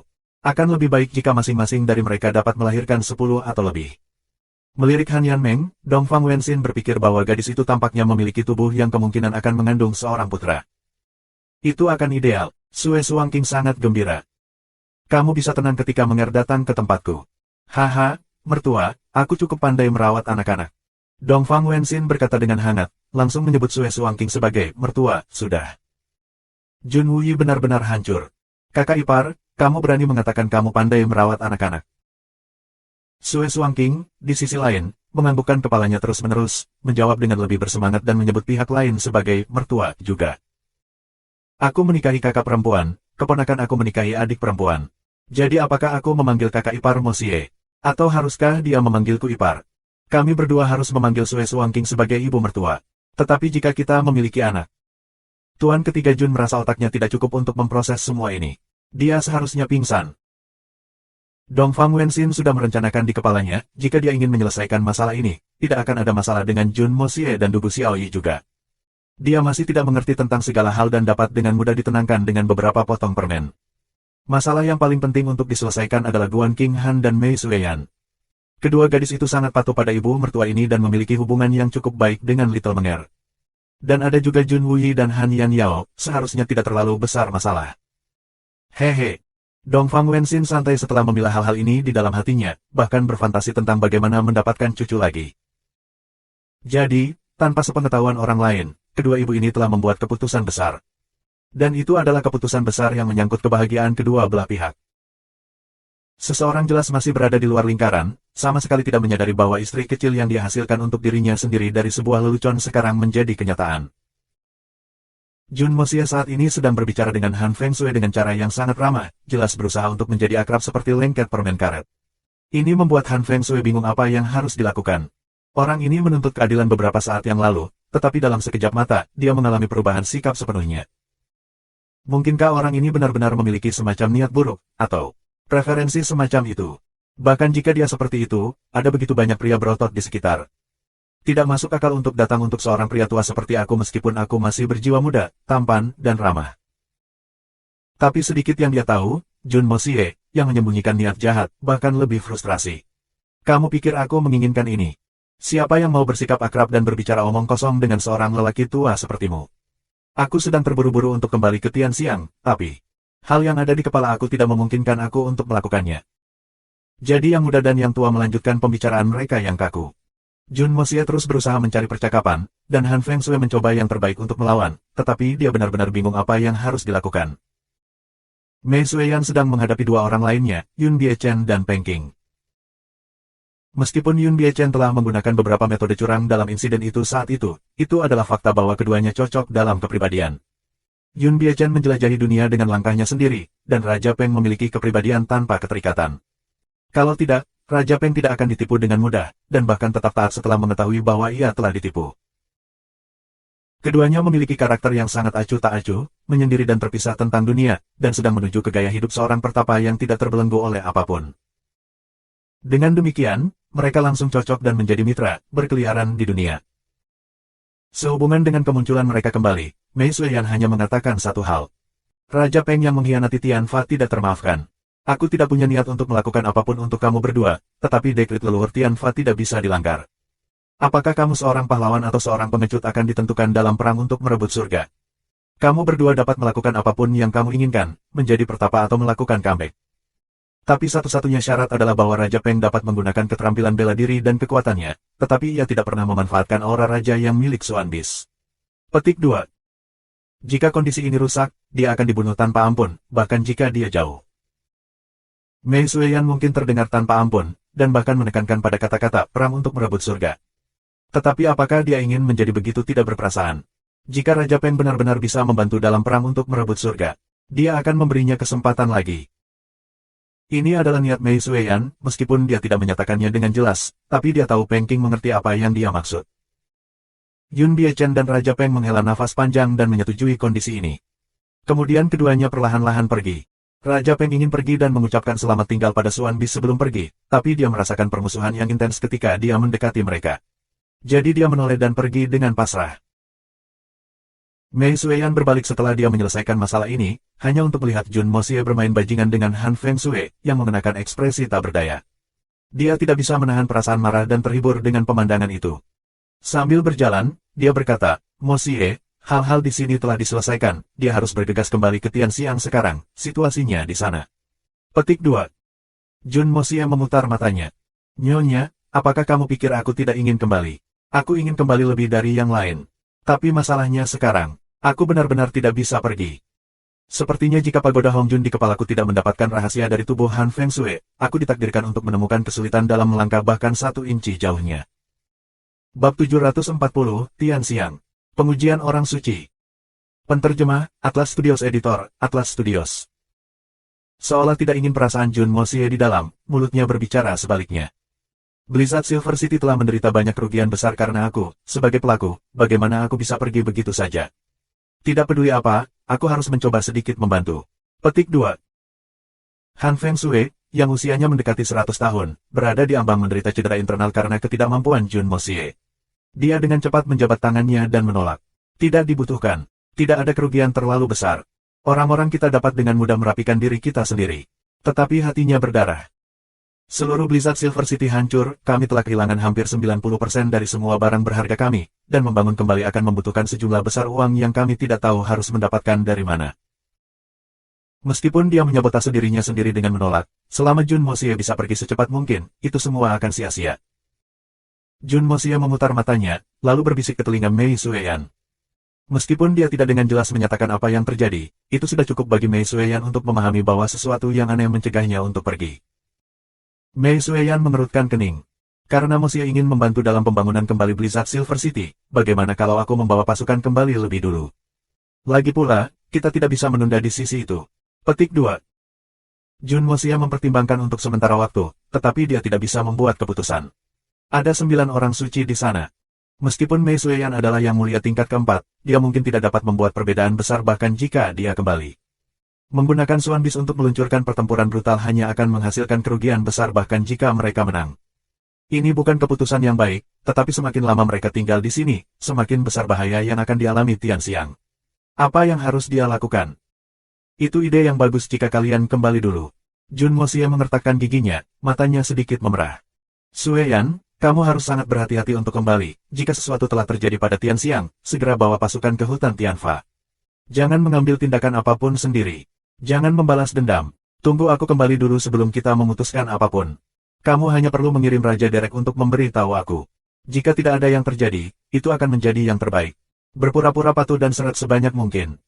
Jika mereka terlalu menuntut, katakan pada mereka bahwa tuanku telah menetapkan tanggal untuk bertemu mereka dalam pertempuran untuk menentukan kemenangan dan kekalahan bulan depan. Kita harus menahan mereka, apapun yang terjadi. Ingat, kamu harus menunggu aku kembali. Sebelum itu, jangan bertindak sendiri. Petik 2. Mei Sueyan setuju dengan serius. Jangan khawatir, kita tidak akan tergesa-gesa melawan 9 orang suci sebelum orang suci kita sendiri dari Tianfa keluar. Bahkan Beast Kings tidak memiliki peluang melawan Sein. Aku jelas akan kelebihan dan kekurangannya. Petik 2. Setelah mengatakan ini, Mei Sueyan bersiul. Semua binatang Swan masuk ke formasi dengan rapi. Jun Wei, Dongfang Sanjian, Sikong Han Ye, dan sisanya juga bersiap untuk kembali. Han Yan Yao berlutut di depan ibunya untuk mengucapkan selamat tinggal padanya. Mereka saling berpelukan, itu adalah pemisahan lain yang tak terhindarkan. Tapi kali ini, tidak peduli apa, Han Yan Yao harus mengikuti kembali ke Tian Xiang. Apa yang tidak terduga adalah atas niat ibunya, Han Yan Meng akan mengikuti Dongfang Wen Xin dan saudara perempuannya kembali ke Tian Xiang. Meskipun Sue Suangking tidak tahan berpisah dengan putrinya, dia sangat mencintai putrinya, jadi dia harus membuat keputusan seperti itu. Blizzard Silver City saat ini dalam reruntuhan dan membutuhkan pembangunan kembali, Han Yan Meng hanya akan menderita jika dia tetap tinggal. Bahkan penginapan akan sulit, apalagi kebutuhan lainnya. Dia mungkin sebaiknya kembali ke Tian Xiang, tidak peduli apa yang dia tinggal lebih nyaman di sana. Selain itu, tidak ada lagi dendam antara kedua keluarga, bahkan jika dia merindukan putrinya, dia bisa pergi dan mengunjungi kapan saja. Selain itu, dengan meninggalkan anak perempuan yang lebih muda di sana, dia juga dapat meningkatkan hubungannya dengan menantunya di masa depan. Ini tidak memiliki kerugian bagi Blizzard Silver City.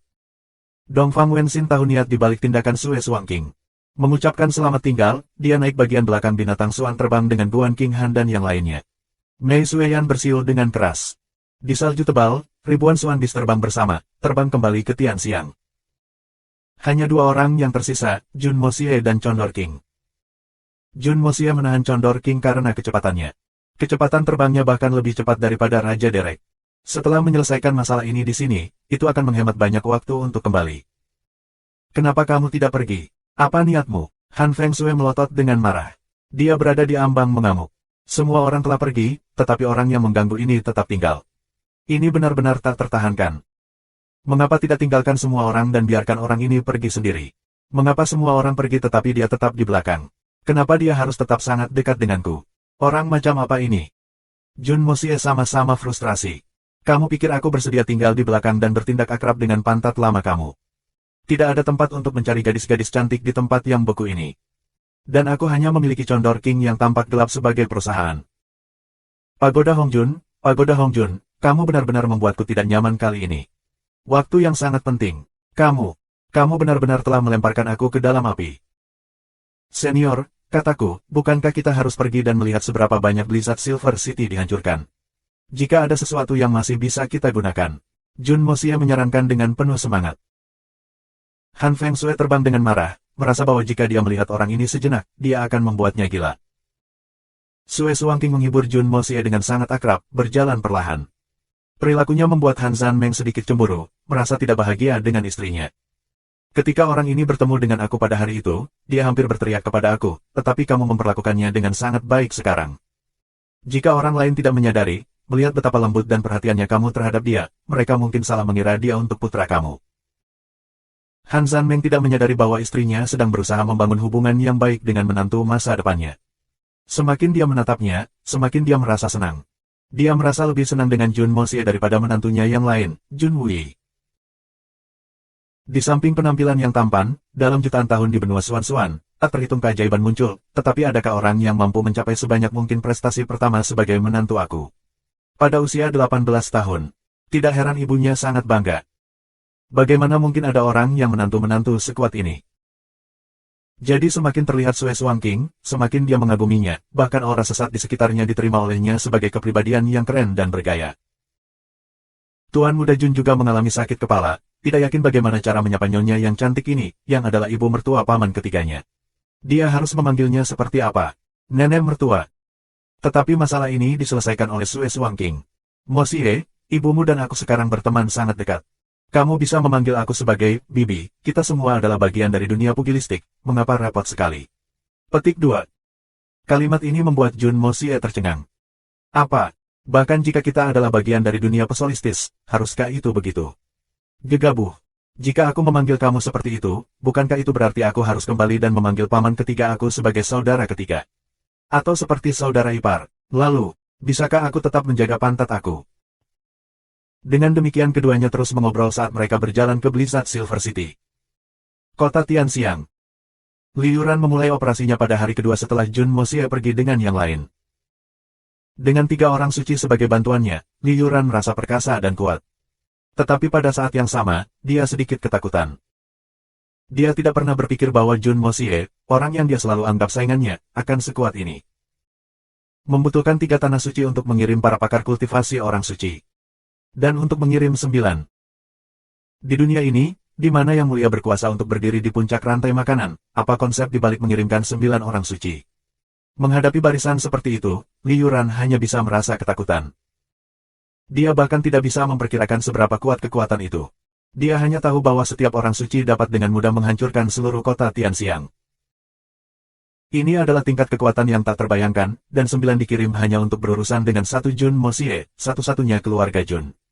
Dengan kemampuan seperti itu, mereka masih waspada dan berhati-hati bukannya hanya memusnahkan seluruh keluarga Jun. Apa artinya ini? Apa yang disarankan? Bahkan pada penyebutan Master Misterius Jun Mo Xie, ke-9 dari mereka memiliki ekspresi serius di wajah mereka. Liu Ran samar-samar bisa tahu. 9 orang suci ini tidak percaya diri dalam memenangkan Tuan Misterius Jun Mo Xie itu. Lalu pada tahap apa Jun Mo Xie sekarang? Pada tahap apa tuannya? Liu Ran tidak lagi berani memikirkan masalah ini karena memikirkannya sudah cukup untuk membuat darahnya menjadi dingin. Seseorang seperti itu, apakah lawannya di masa lalu? Dia cukup beruntung masih hidup. Ketiga orang suci telah memberikan saran yang sama pada saat yang sama. Uji airnya dulu.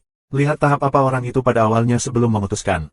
Dan karena orang itu tinggal di keluarga Jun, maka pasti akan ada semacam petunjuk, tidak peduli seberapa baik dia bersembunyi. Jadi tempat yang paling penting saat ini adalah tempat tinggal keluarga Jun. Jadi Liu Ran sama sekali tidak punya waktu untuk kembali ke rumah. Dia telah pergi ke pangeran kedua untuk mendirikan markas, kemudian bergegas untuk membuat pengaturan dengan orang-orang dari 3 tanah suci. Kemudian pada pagi kedua dia kembali ke Tianxiang, dia membawa ketiga orang suci dan menuju ke rumah keluarga Jun. Dia secara halus menyebutnya kunjungan. Dan Liu Ran punya alasan yang cukup bagus, Putri Lingmeng. Putri Lingmeng adalah putri kaisar dan juga pernah menjadi kekasih impian Liu Ran. Sekarang dia sedang beristirahat di Jun Residence, maka tidak terlalu banyak bagi aku untuk berkunjung, bukan? Alasan ini sepenuhnya logis. Jadi Liu Ran membuat jalannya. 3 orang suci juga agak kooperatif, berpakaian seperti orang-orang dari keluarganya dan mengikuti di belakangnya. Meskipun Liu Ran tampak ringan di permukaan, dia sangat cemas di dalam. Selama beberapa hari terakhir, selama diskusi mereka tentang perjalanan, serta bertemu dengan 9 orang suci tadi malam, Liu Ran mengembangkan firasat Tuan Jun Mo Xie sangat kuat. Begitu kuat sehingga mungkin tidak ada yang mampu melawannya. Perasaan seperti ini membuatnya ketakutan. Terima kasih sudah subscribe Penatua.